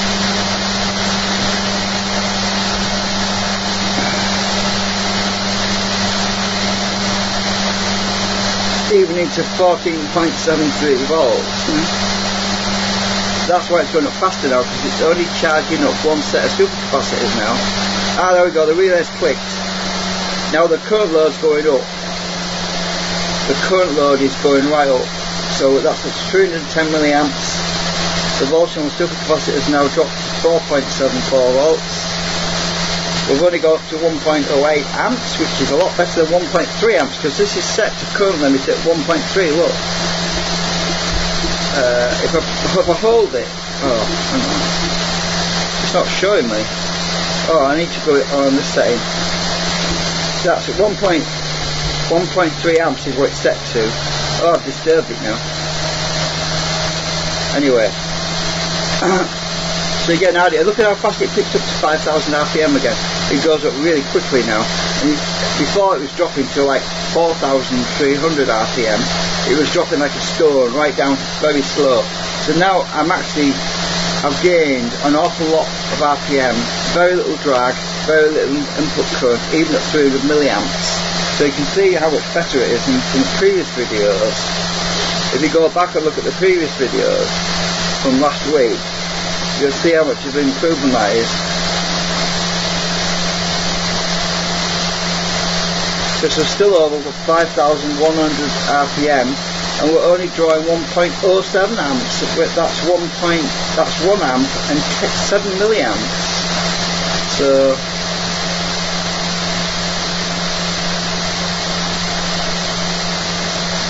a lot better than before.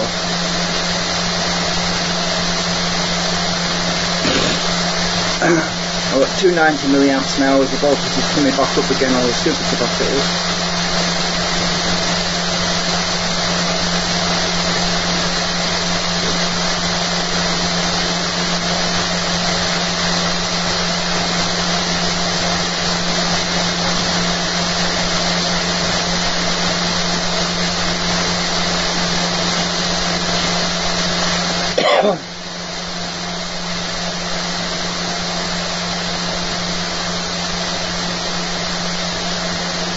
So at some point I need to recalibrate this and reset it to a maximum of 1.1 amps so that I keep tuning it down, you see, to, as I'm optimising everything, it's drawing less and less current, so I need to set my maximum threshold so that it doesn't go past that, so that I don't go the wrong way, so I can see when I'm actually, if I do something wrong and it makes it worse, I'll be able to see it by the yellow light coming on. Do you remember the yellow light used to come on all the time? The current limiting LED, the yellow light, that used to keep coming on all the time before, but now it hardly ever comes on because it's more efficient than it was.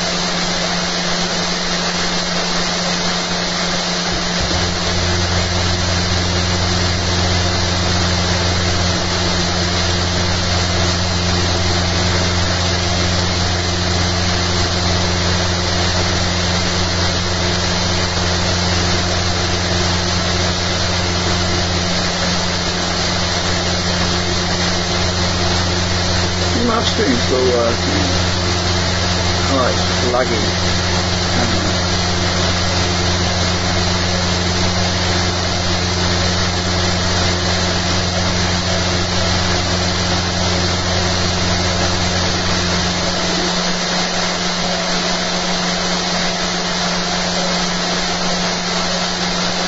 You'll notice that the RPM is very stable compared to what it used to be.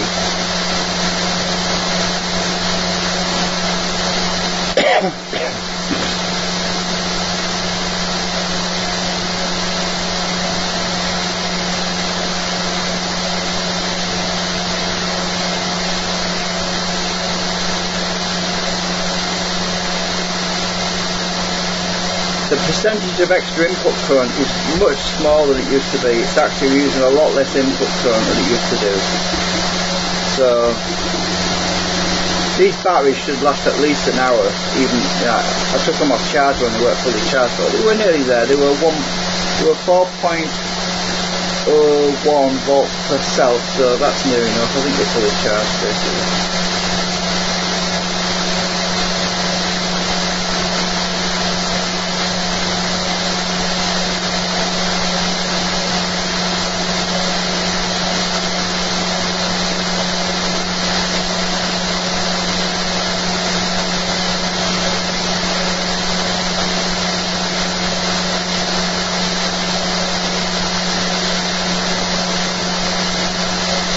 I've got some pretty good pulses on my waveform right now.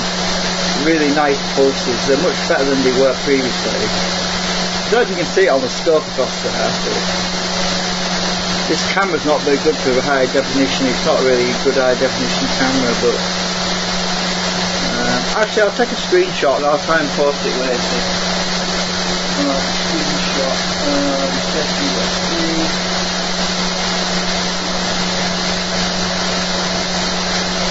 Right, I've saved the screenshot of the waveform at the moment. It's ideal, it's got these nice pulses right in the... Actually, let me check it on camera as well, just a minute. I don't want to move this thing around. Let's just have a look.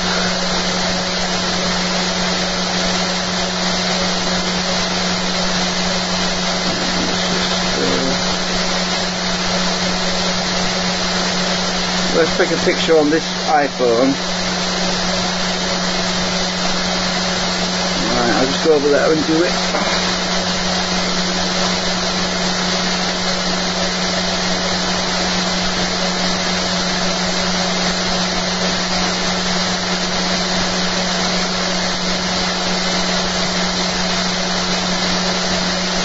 Right. Okay, I took a picture on my oscilloscope. That's the waveform at the moment. So I've got perfect pulses right where I need them, right there on the blue waveform. Much bigger pulses on the other half cycle. That's because of the asymmetric behaviour of the triac that I'm using. It tends to have more gain on one half of the cycle than the other, but that's okay. it works. I dare say I could tune out the asymmetric behaviour, but then that requires extra components, and that also means more losses, and I think I'd rather just live with the fact that the waveforms on one half cycle are actually bigger than the other half cycle. I'm not too fussy about that. So yeah, that's it. That's why I just took them over there. So yeah.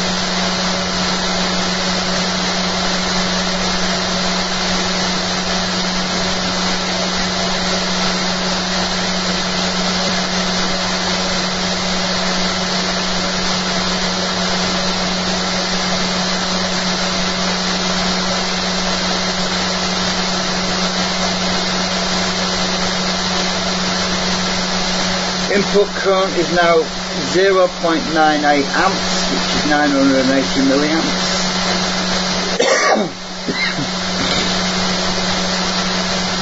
It's never been that low.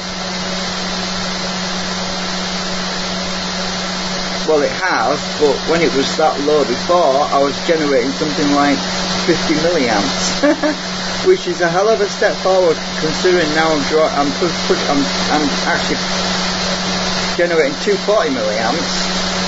So yeah, we're moving forward slowly, and it's fun.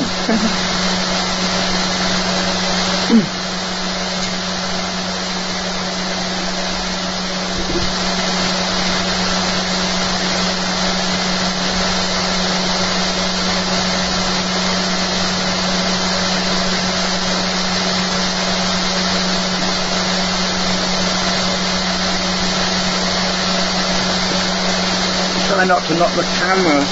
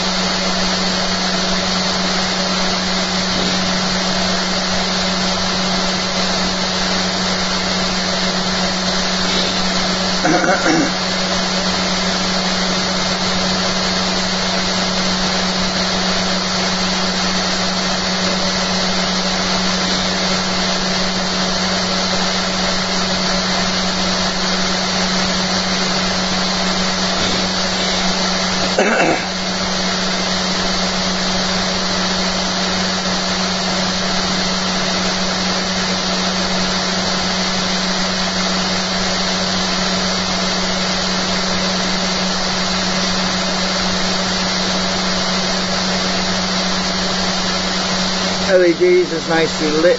And my yellow LED was giving me a lot of chip earlier, but it seems to stabilise. I don't know why. It's strange. I must have overheated it at one point, but it seems to settle down again.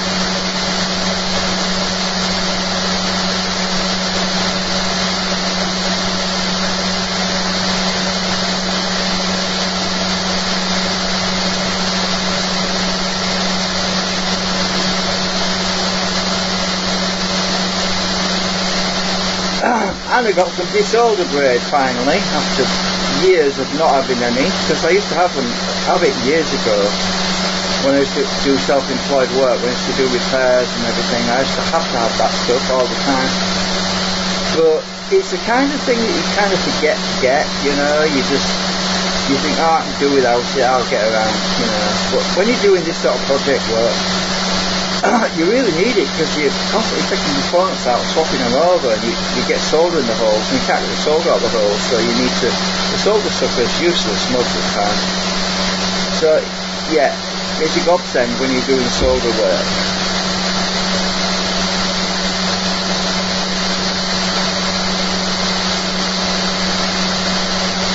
I've got another set of swivel capacitors right here. They're currently not connected. But if I was to connect them, you'd see that current go right up, and you see the voltage on here drop right down, and you see the input current go up slightly, but not as much as it used to do. So I think what I'm seeing at the moment is I'm seeing something like maybe 150 milliamps difference between maximum load and minimum load, which is a hell of a big difference to before, because before I would see probably nearly more than half an amp, 600 milliamps difference before, but it's not half as bad. No, I think it was more than 600 milliamps actually, because I was drawing about 1.3 amps most of the time, so it's probably an amp difference. No, I don't know, what do you think? 500 milliamps, 800 milliamps difference before.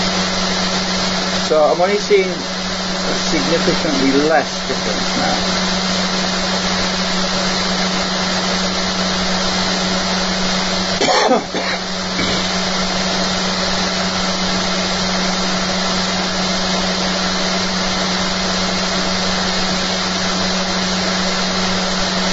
Check my motor temperature. I had to put a heatsink on this motor because it was getting quite hot, but it's not getting half as hot as it was now at this low current. It's just warm now. It was narrowing my bearings up, the heat was getting to my bearings, but it was drying the lubrication out.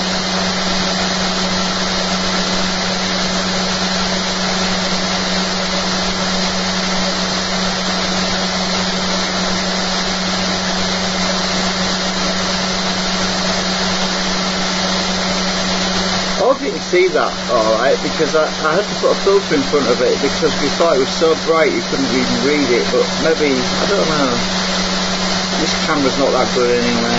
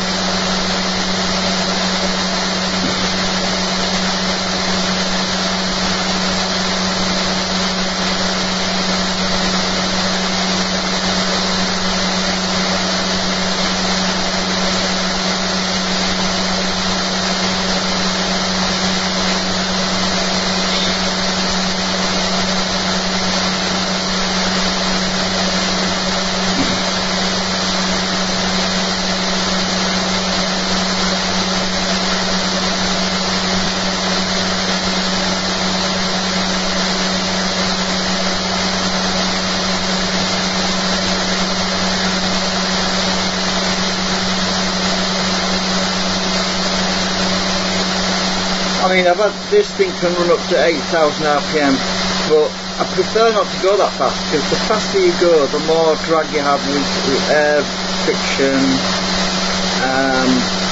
and it gets a bit noisier.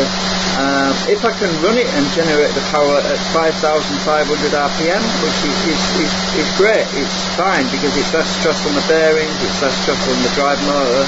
But at some point I'm going to build a pulse circuit into this to drive it directly, but that's going to come later. I'm not in a big rush for that, because I want to use a known factor on the drive motor, which is something I can work out more accurately to get a rough idea, because pulse circuits are very difficult to measure because of the pulsing is difficult to even out on a current measuring device, because it tends to pulse so bad, and you have to use a lot of capacitors on it. Then you've got the interference factor of it sending back EMF pulses, and I don't want all that nonsense to deal with right now, so I'm happy to just use a normal motor to drive it for now, because it gives me an idea of what's really going on.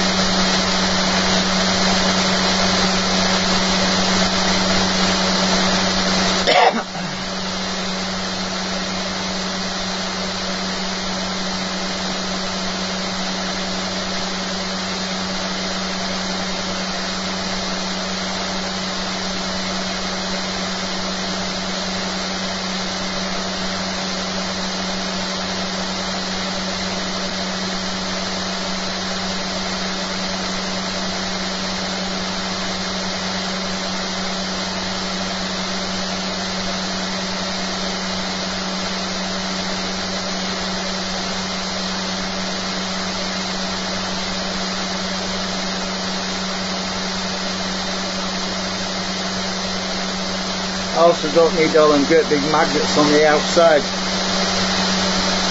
These great big magnets I had on the outside before to balance the flux out. I had them up there. Don't really need them now. They actually cause more drag.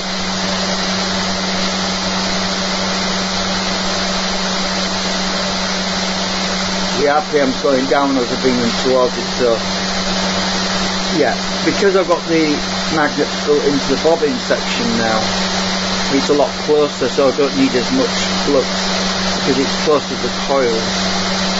So I'm glad I don't need to put these back on, because they're just so bulky and they're a bit overkill, and they also make everything much wider in dimensions as well. So I'm trying to keep it as compact as possible. So what does the actual magnets do in the bobbin, so around the bobbin holders? It basically equalises the flux, because when you're drawing current from a device, it's the imbalance of the flux that causes drag. So what the magnets do is rebalance the flux field so that the drag is reduced. That's basically what happens. So the opposing fields are deflected away and actually absorbed by the coil, which translates into more energy, and the other dissimilar poles are attracted to the rotors. So you get a saturated magnetic field around the coils, and a smaller percentage of that flux is the drag, because the more extra flux you add to that field, then it's like a battery. It's like adding more batteries, basically, because you've got more energy there to be moved around. So when you can move that extra flux around and actuate it, you can generate more power because you're deflecting existing flux, and it will add to the coil's behaviour. So, and whatever drag there is there, is a certain amount of it is absorbed by the static magnetic field that's there. That's the whole point of it, really.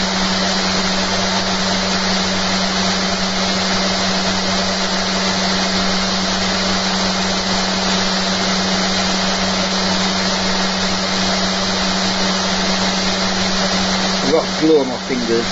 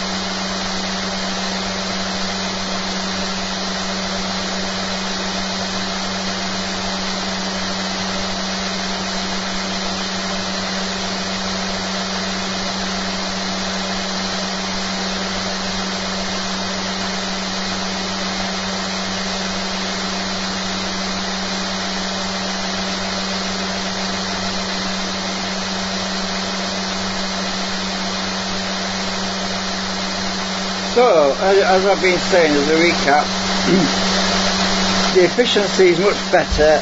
I'm doing a long run test. I've been going for about 2 hours and 13 minutes at the moment, and you can see that the input current is now only 910 milliamps at 12.26 volts into the supercapacitors right at the moment.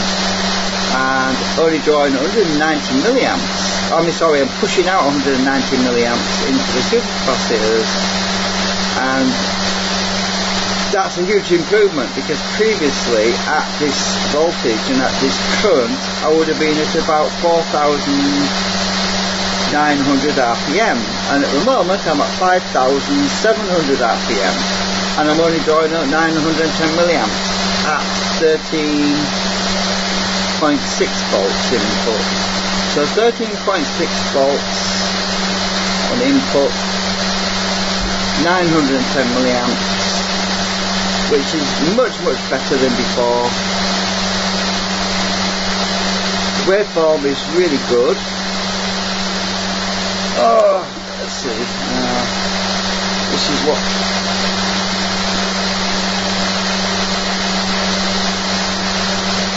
I took a picture of it because I can't move the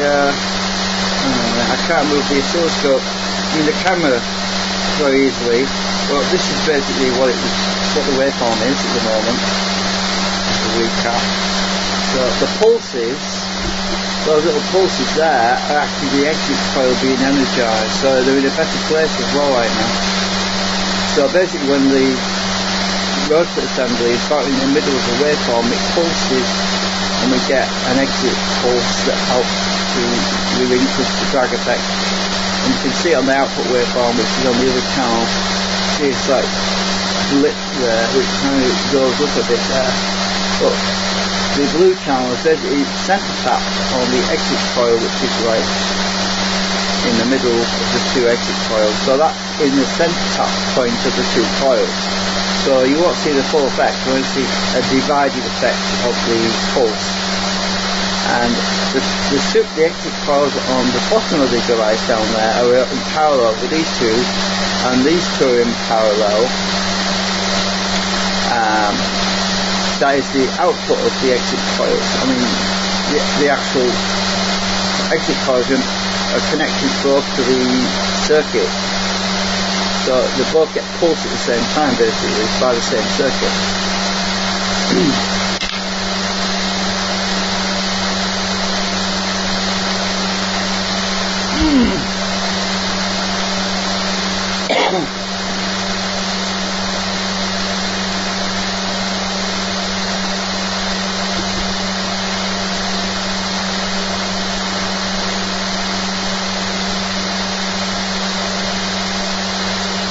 So obviously as the voltage gets high on the supercapacitors, we will see a drop on the current because it's less,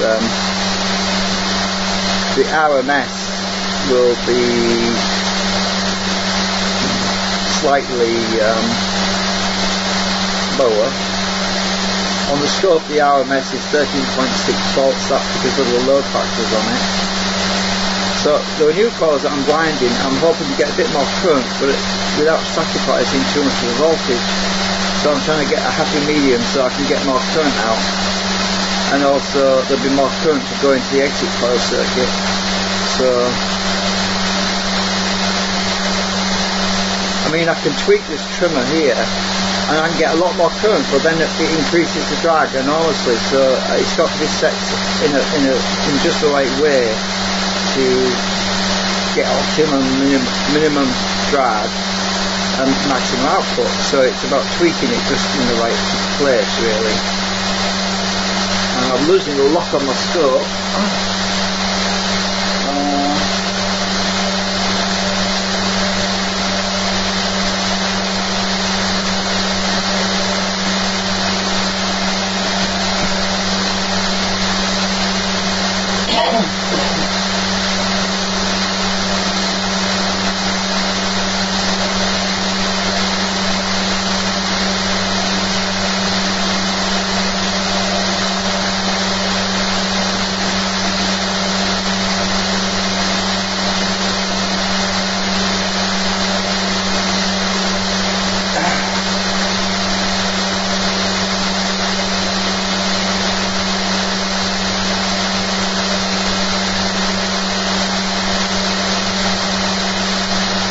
So basically when the voltage on the supercapacitor is about 6 volts, we have 300 milliamps being delivered.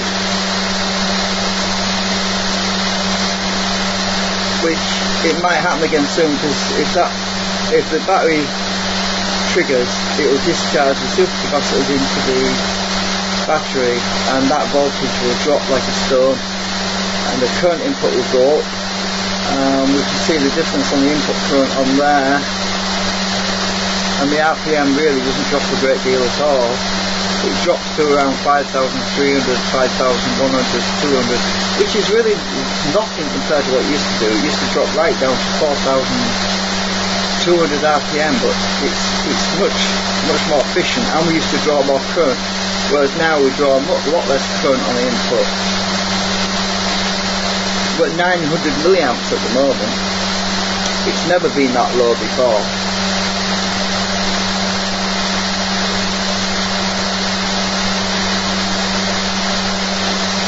We're actually 890 milliamps.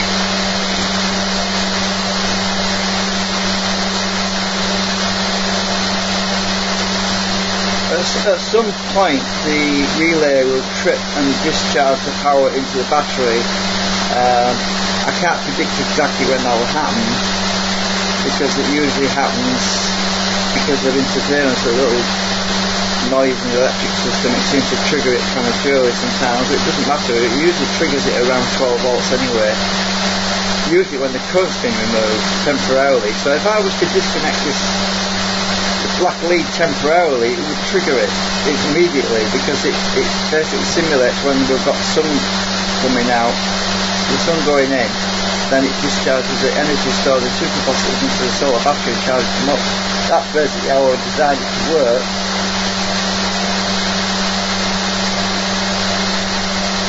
But I'm going to leave it for a while to see how far it will go. It might trigger by itself now anyway at some point. So I'm just running this test. I want to see how little current we have, because I've never seen it as low as 890 milliamps before. It's much more efficient than it was before. When I did these tests previously, I was never this low on the input.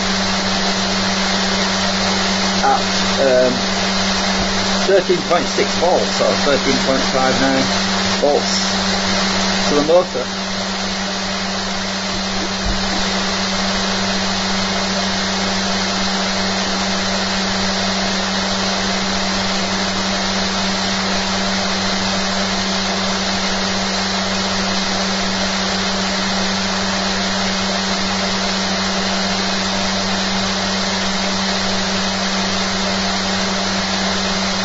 It's a shame that's so bright, because it's hard to see really.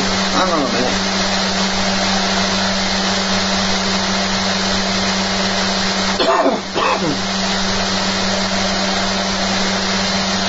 Maybe my magnifying glass will make it easy to see. I don't know. I don't really disturb the battery.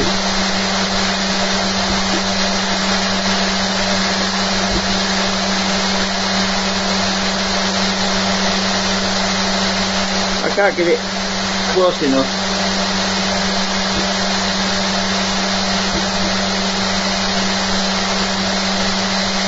It's upside down. It looks upside down in my magnifying glass, that's weird.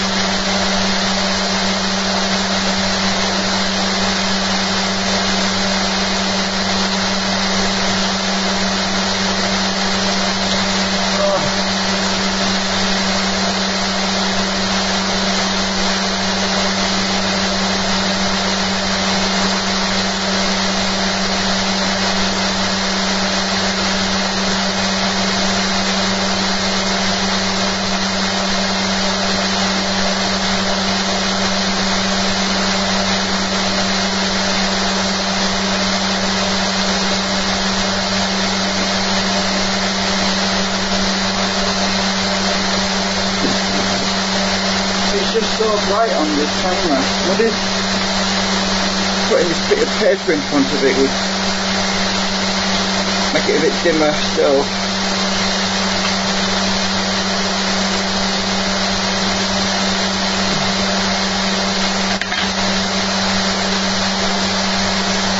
That doesn't work, does it? Yeah. Can't see through it.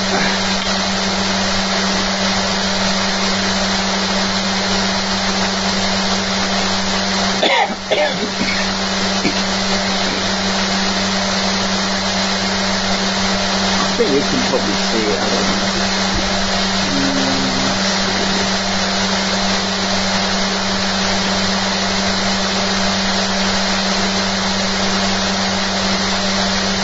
880 milliamps, wow.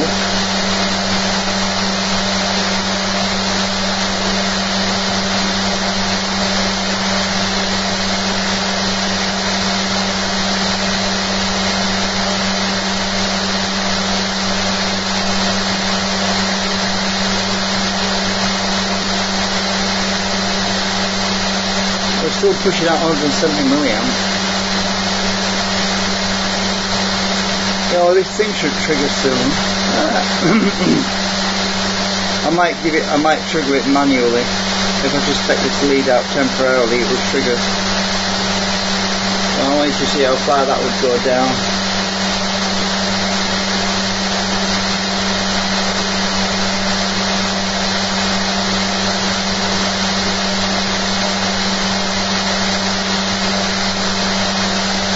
I stuck my magnifying glass on a stand, you see. It's kind of stuck on there now and I can't take it off. Yeah, I did it for the coil winder.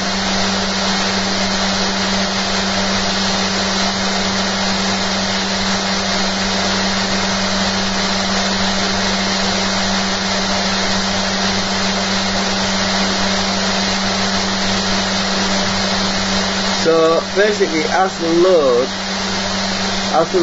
is reduced, the exit coil works less, and as it works less, the LEDs get dimmer, so you can hardly see them now, because there's less load to compensate for. There's less drag to compensate for as the load comes off, so you will see it go faster, and the current input goes down anyway. We're nearly at 14 volts now.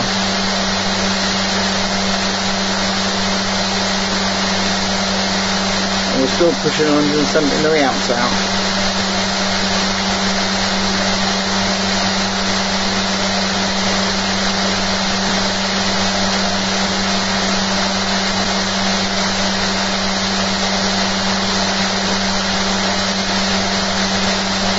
As I say, it's 300 milliamps into about 5 volts. So when we get the other coil sets done, we should have a lot more current. That is the idea. And also there's another set of coils on the back and underneath, but I haven't worked on those because they're very hard to get to, and I thought, well, I'll perfect this first, and when I get this perfected then I can install the ones underneath, because I don't want to be farting about, turn it upside down every 5 minutes to twiddle or tweak something. I want to perfect it on these where I can get to them easy, and then I can just move them around underneath and say, right, you're done, basically.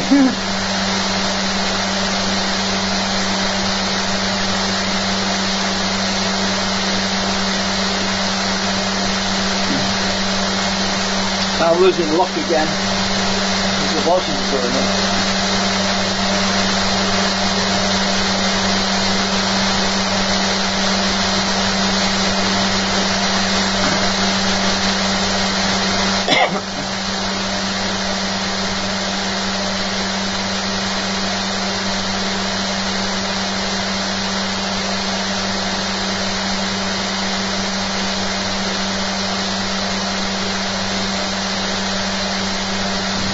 Why is it glaring so much? Will it help if I shine a torch at it? I don't know. I put a filter on it, but it's still glaring at the camera.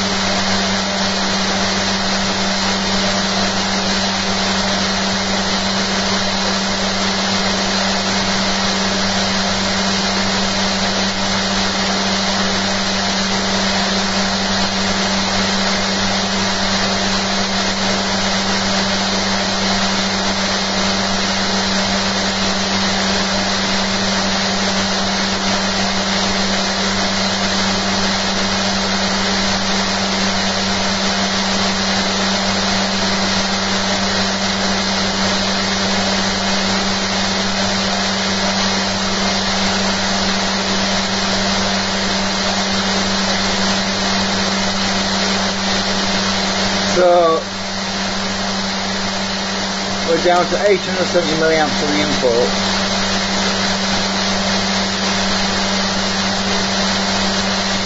Do you think we should trigger it so it dumps the power into the battery? I think we're going to be waiting all night probably. Probably not. I'll try triggering it. I'll just take this ground lead out and it should trip the relay on my solar battery and this capacitor should discharge.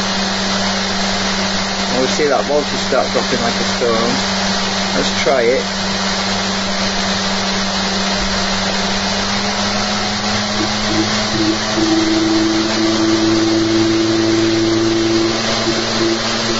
Well, it's not tripped yet.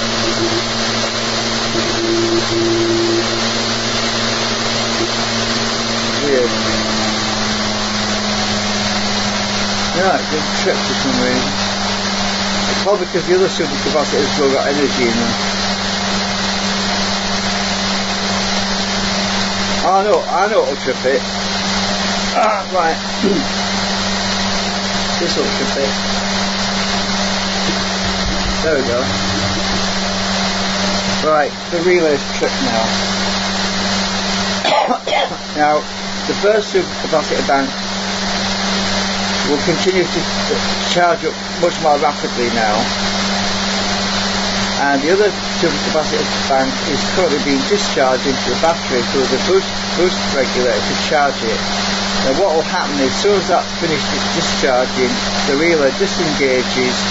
This other supercapacitor bank, which is across there, will start to discharge rapidly into the other ones that we've just discharged, and we'll see this voltage drop like a stone. The input current to charge the circuit will start to go right up to 310 milliamps, and we'll see the input current go up slightly, but our RPM will stay around 5,000 RPM. Well, we're actually at 5,900 RPM right now, because we haven't got much of a load on it. We're still pushing out 150 milliamps right now into 15.34 volts DC.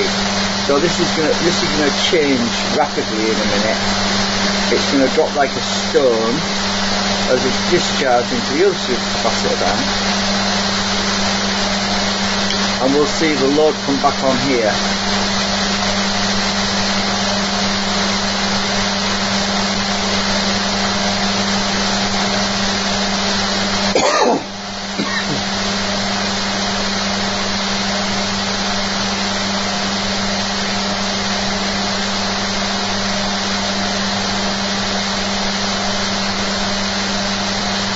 There's very little load on this right now because that's where the LEDs are not lit up. It's completely out right now. There's actually no load on there at all.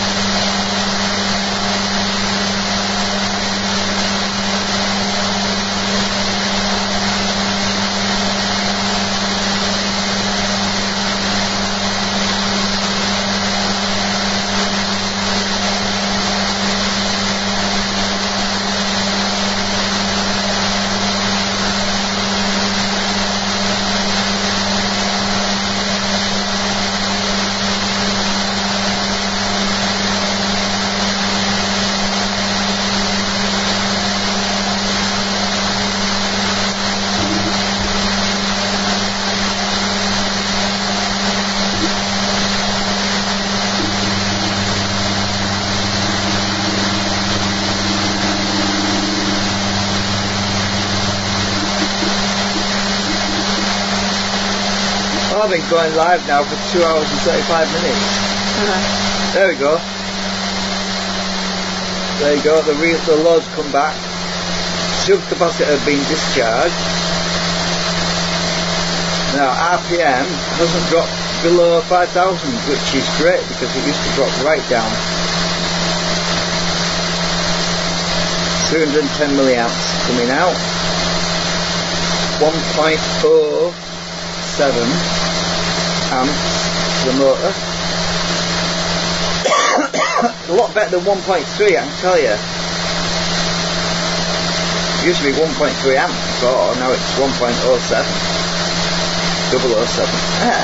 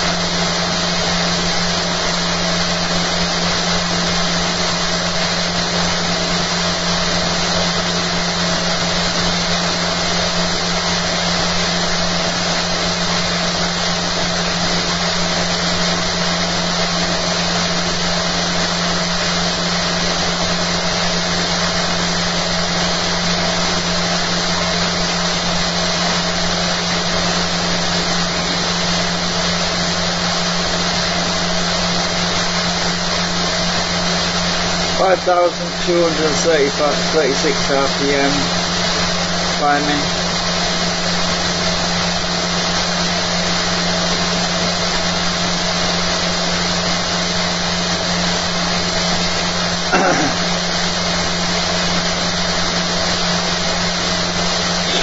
So the new build, basically when I design a new one, I'm going to use one choke, one delay line choke, adjustable probably, yeah, and instead of having 3 capacitors after one capacitor after each choke, I'm going to have one big capacitor. So I worked it out with like 13 microfarad there. So I'm probably going to use a 47 microfarad after the choke. That energy will be stored for the exit coil, for the triad circuit. So it should be more efficient than this one because this one tends to deliver the power. Well, it's less efficient at the moment because some of that power is going back into the generator, you see, so some of it's cancelled out by the circuit, so the new one should be a lot better.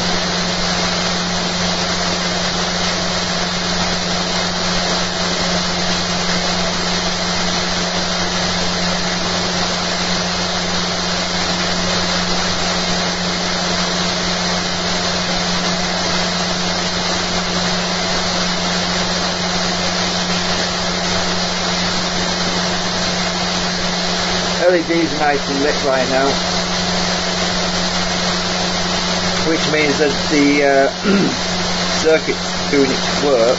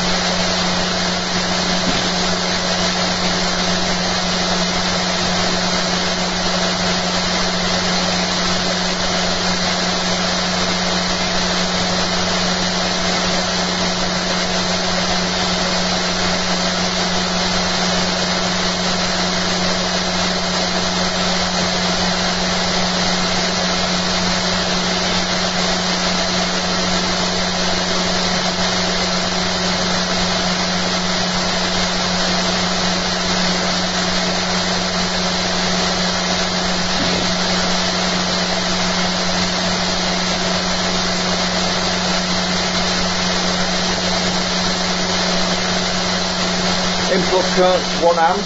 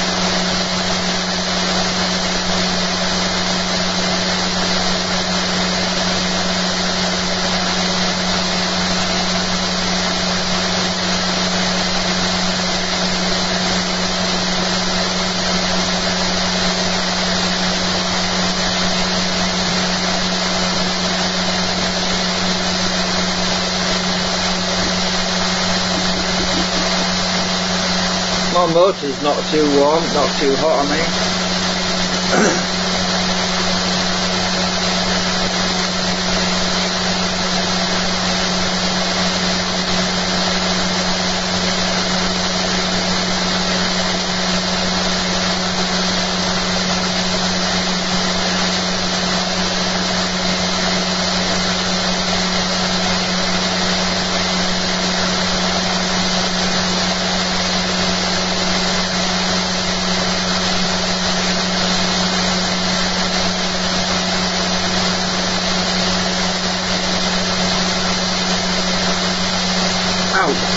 That resistor's pretty warm. Basically 5 ohms across there. Across the LEDs. I've got two 10 ohms in parallel. I could stick a 4.7 in there, I suppose.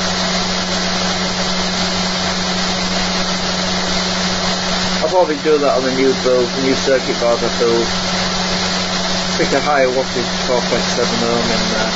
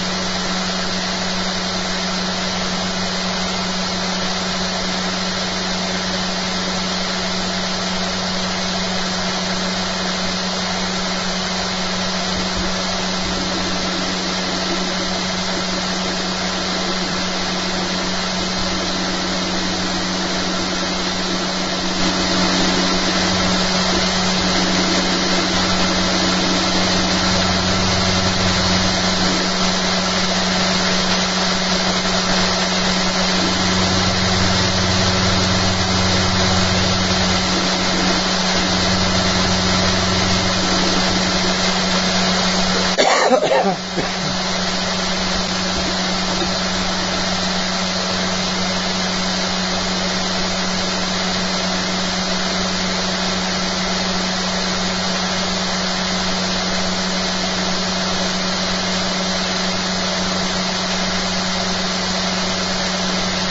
tell you what, it's so bloody quiet I can hear the motor now. I couldn't hear the motor before. I can hear the commutator on that as the motor's driving it.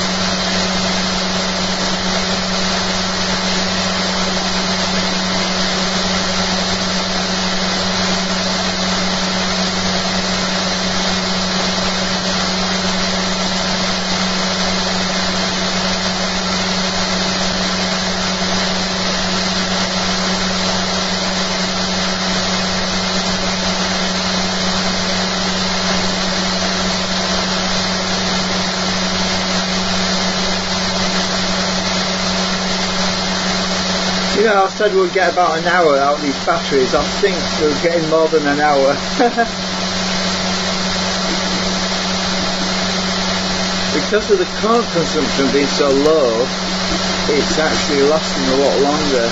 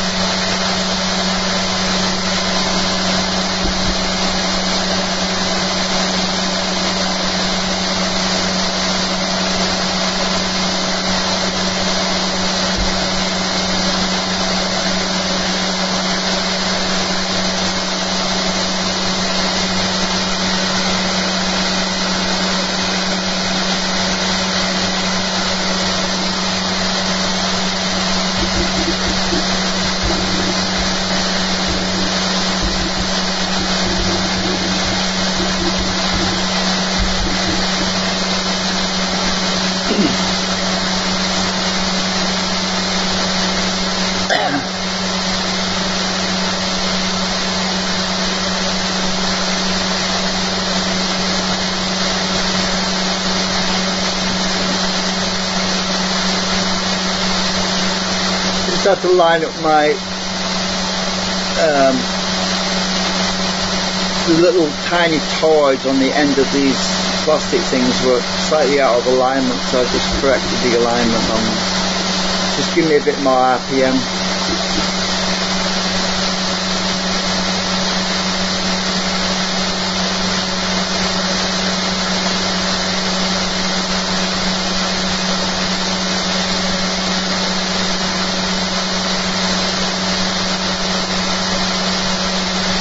Oh, tired.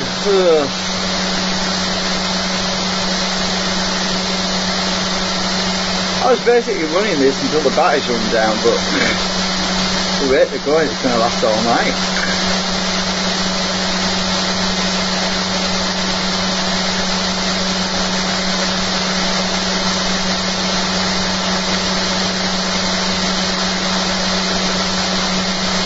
Yeah, I was saying in the previous video I was winding some new coils.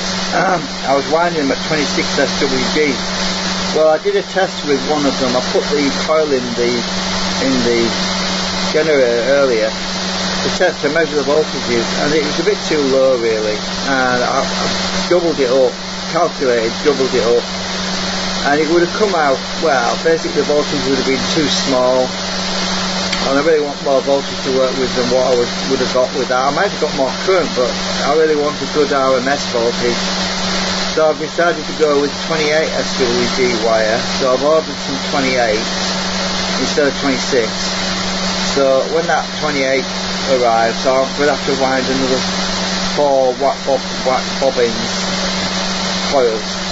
I'll have to wind 4 of those with a 28 SWG, and that should give me a good compromise between current and voltage. So yeah. Also, I went and broke my coil winder the other day. I had to stick it back together again with some glue and that. I caught it accidentally, it was clamped down. I went and knocked it with my arm and broke the blooming crank handle thing off. So I had to super glue that back together. Well, I had to use some acetone to bond the plastic, and it needs a few days to dry out. So I couldn't have wound any more coils straight away anyway, unless I printed a new crank for it, but I didn't fancy doing that, trying to save plastic. So the fact that it's so quiet, indicates that there's not as much cogging going on. When you have a lot of cogging, it makes more noise. Because there's less cogging, it's quieter. That's why it's running so quiet right now. It's much more, it starts by itself as well, so I don't have to keep flicking it with my finger like I used to do.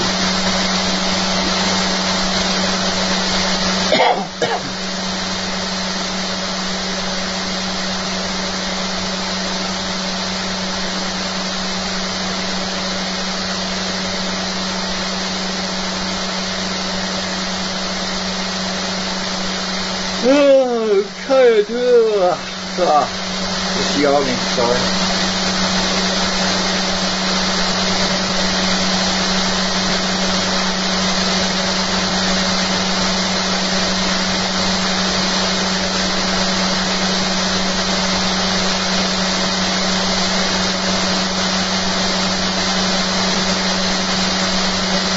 $5,625 RPM at the moment.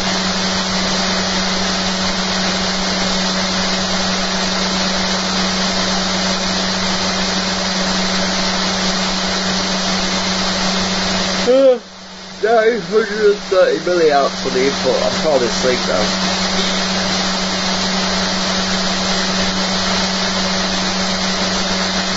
$210 milliamps output into 11.14 volts on the supercharged speakers. I'm falling asleep.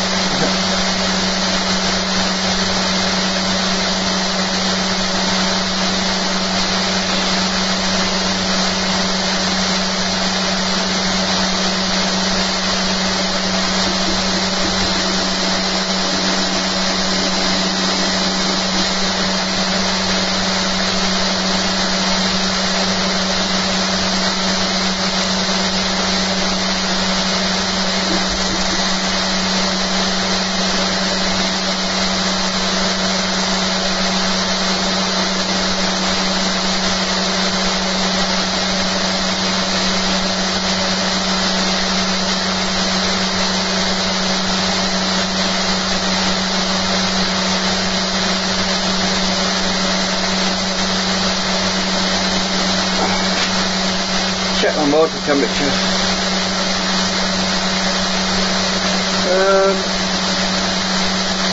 That's how warm my motor is, driving everything. 29 Celsius. No, it's not bad. Probably 30 Celsius. Actually 35. Near the commutator area. Actually the commutator is pretty hot. 40 Celsius on the commutator. That's pretty hot. Not that bad.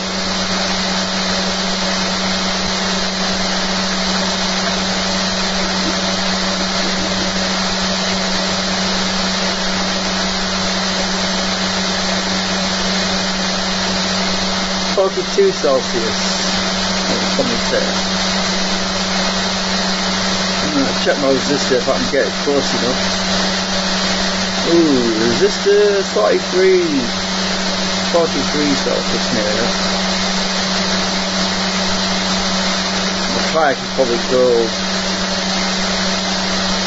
32 Celsius on the fire.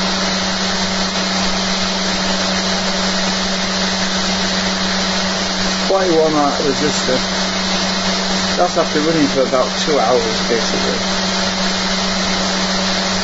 Batteries, let's check batteries. 23. 22.4 that one. 22. So this one at this end is warmer than these two. When it starts to get warm, that's usually when they start to run flat.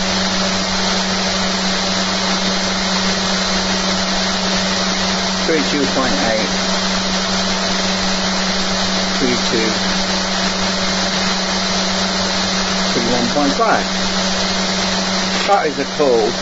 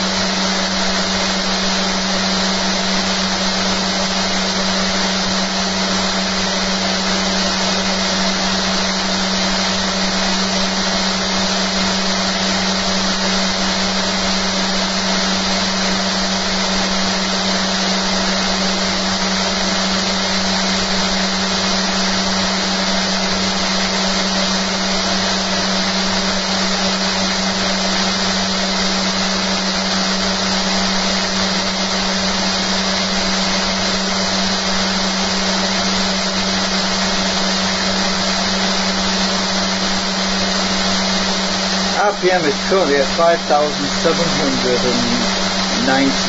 RPM. And we're still pushing out 200 milliamps. Well, 190 now.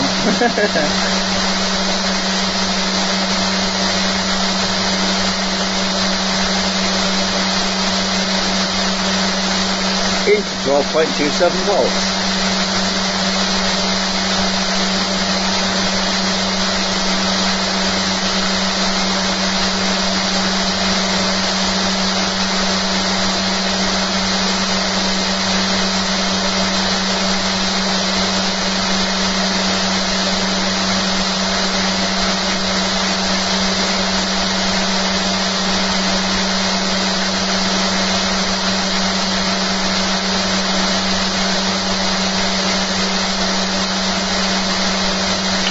Input current 910 milliamps.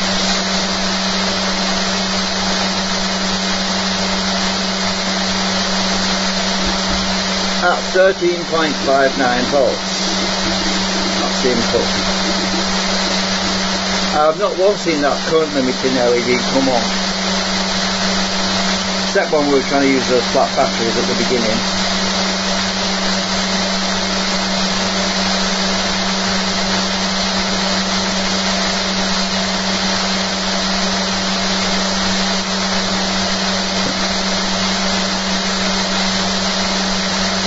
Anyone that thinks this video is boring, well, yeah, it's probably boring to someone that isn't interested in watching a long test run. It's different if you're doing a test drive with a car. It's different, but yeah. But we all have our interests, don't we?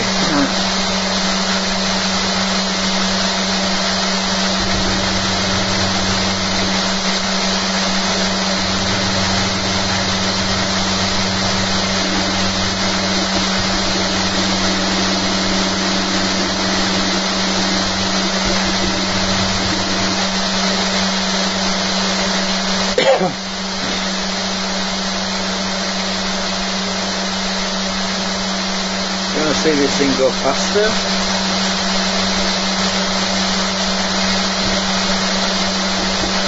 Let's pump up the voltage, yeah?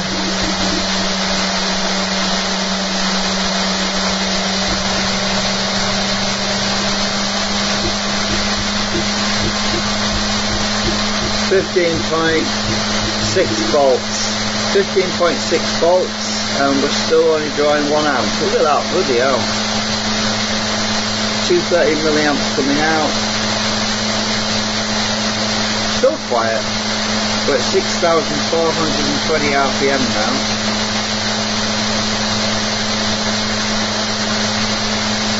We're still at 980 milliamps, so we're actually dropping in current as well, even though we're going faster. 15.6 volts.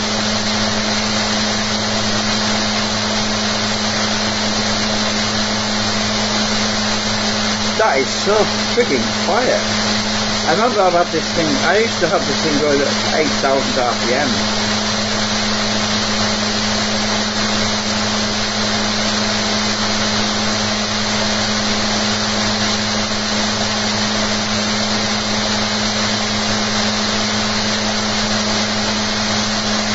My motor's pretty warm.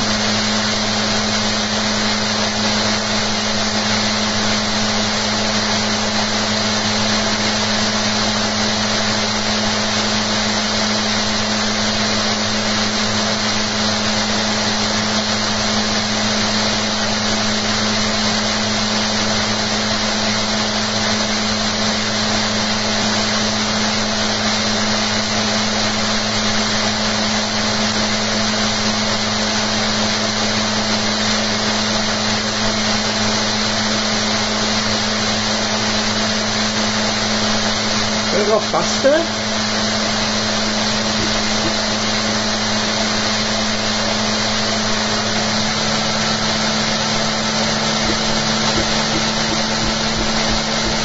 $17 volts, 240 milliamps coming out. Oh, it's in the current use, look here. Look at that, 240 milliamps. We're at 6,716 milliamps. Climbing. 6,722 RPM and climbing.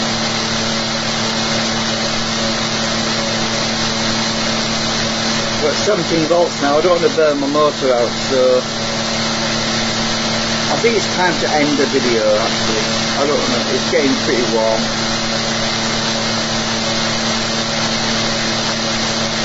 Current input 1.02 amps at that voltage.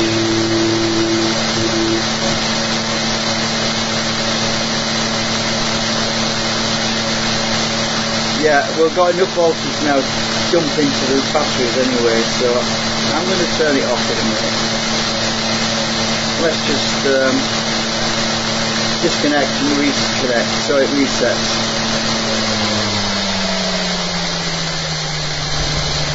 Right, it's reset back to 13.6 volts sort of now.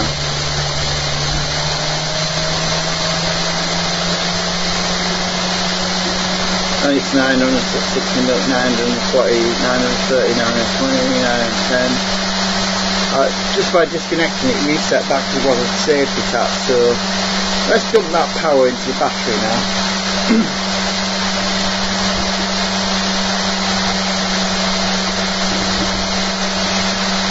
Right.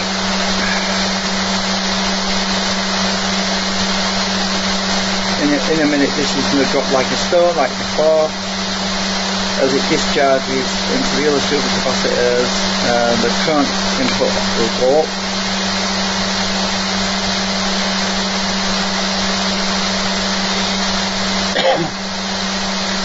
I don't want to stress my motor too much, I just don't want to ruin the bearings, because I've had some problems with the bearings on it.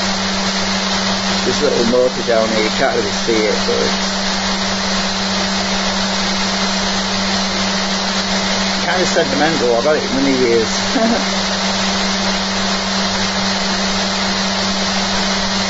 Right, the current currently going into the battery across the room, 1.2 amps at the moment. It's been dumped into our battery.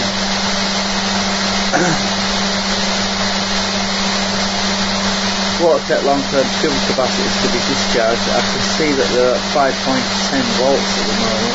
So 4.6, 4.5, 4.3, 4.2.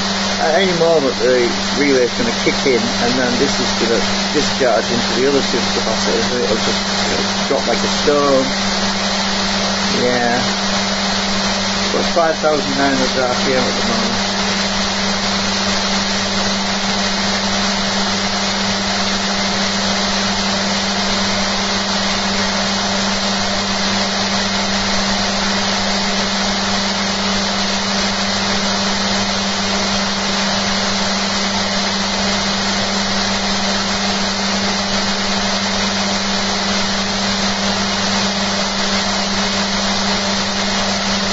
Notice all this time I've been fighting about with it, I've never had to twiddle about with the adjustment on the timing. It's really stable right now, I've got it really well stabilised.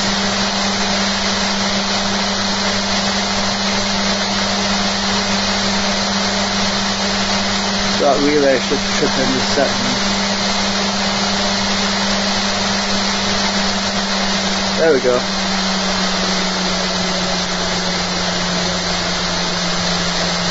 Current's gone right up to 220 milliamps.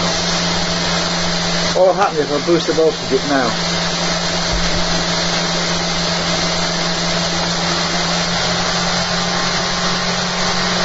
Belt slipping.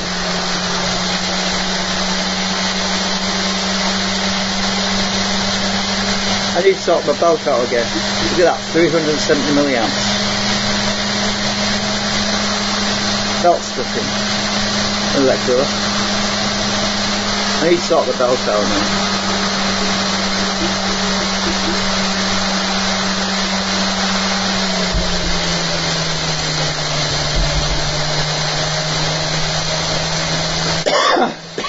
I reset it because belt was slipping a bit. probably got oil on it again.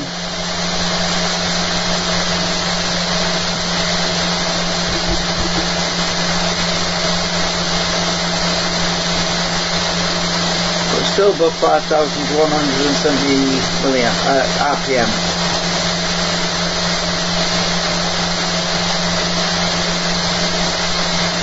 Yeah, I put some grease on the bearings for the take-up pulley, and the centrifugal force of the pulley, the grease has gone right through the 3D printed bobbin pulley, and it keeps getting on the bloody drive belt. I didn't seal it enough with acetone, did I? That's the problem with that. So yeah, I'm going to have to probably redo that pulley at some point.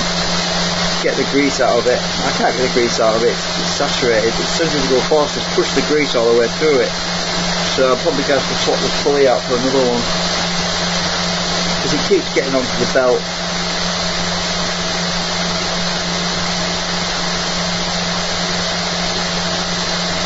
Anyway, that's enough. End of screen. Let's have a rest.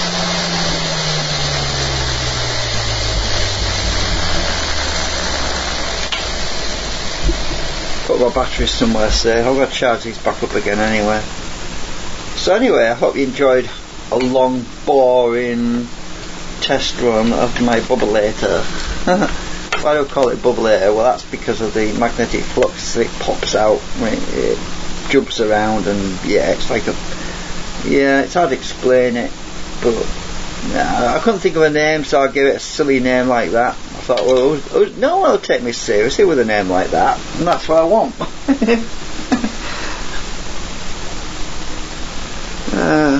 The trolls aren't going to bother me for making a bubbleator.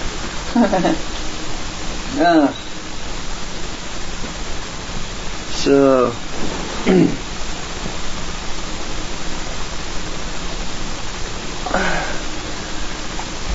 right, so it's time to tidy up and move everything out of the way.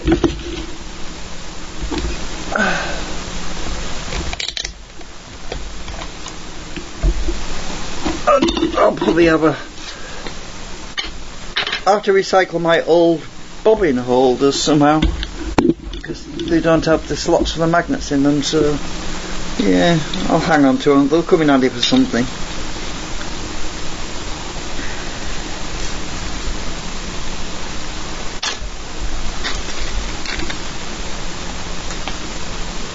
Our motor's pretty warm now, we're running it at higher voltages, but it'll cool off pretty quickly. I'll show you about the belts. Let me just take the belt off and I'll show you what I mean. Right, take the belt off.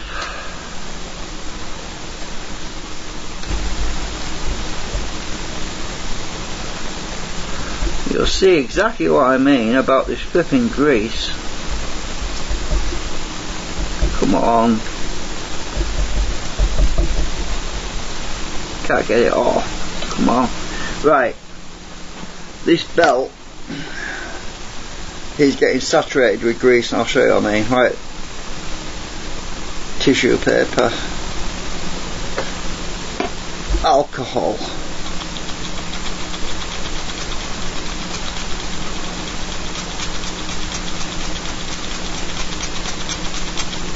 What's this?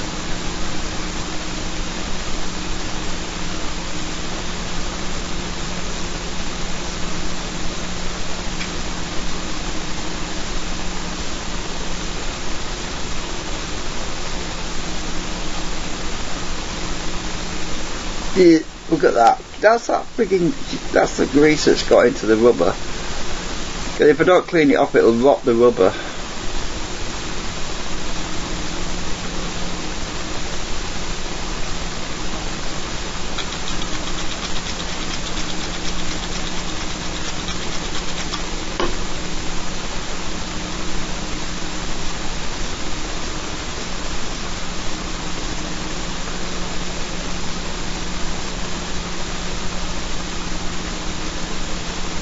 That's a lot of crap.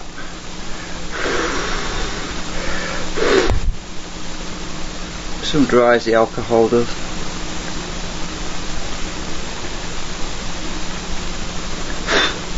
Might have put the belt back on now. Actually, I'm going to clean my pulley a little bit.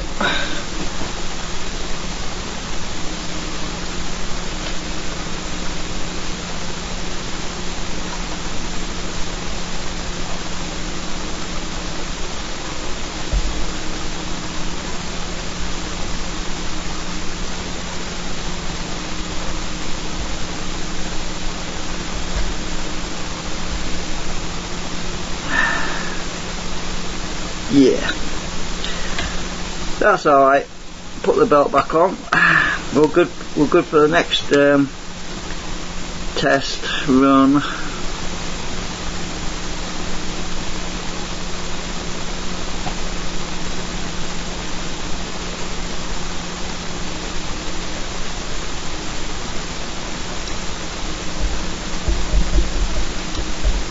It's better.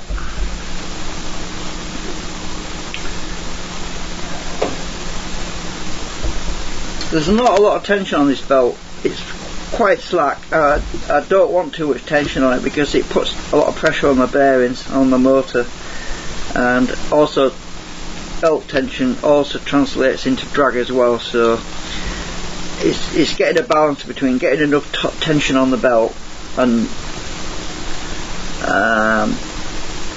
not too much, really. Just enough tension to drive everything. Yeah, so there we have it. 3 hours and 18 minutes, or 19 minutes, yeah. Oh, so that's it. That's all, folks.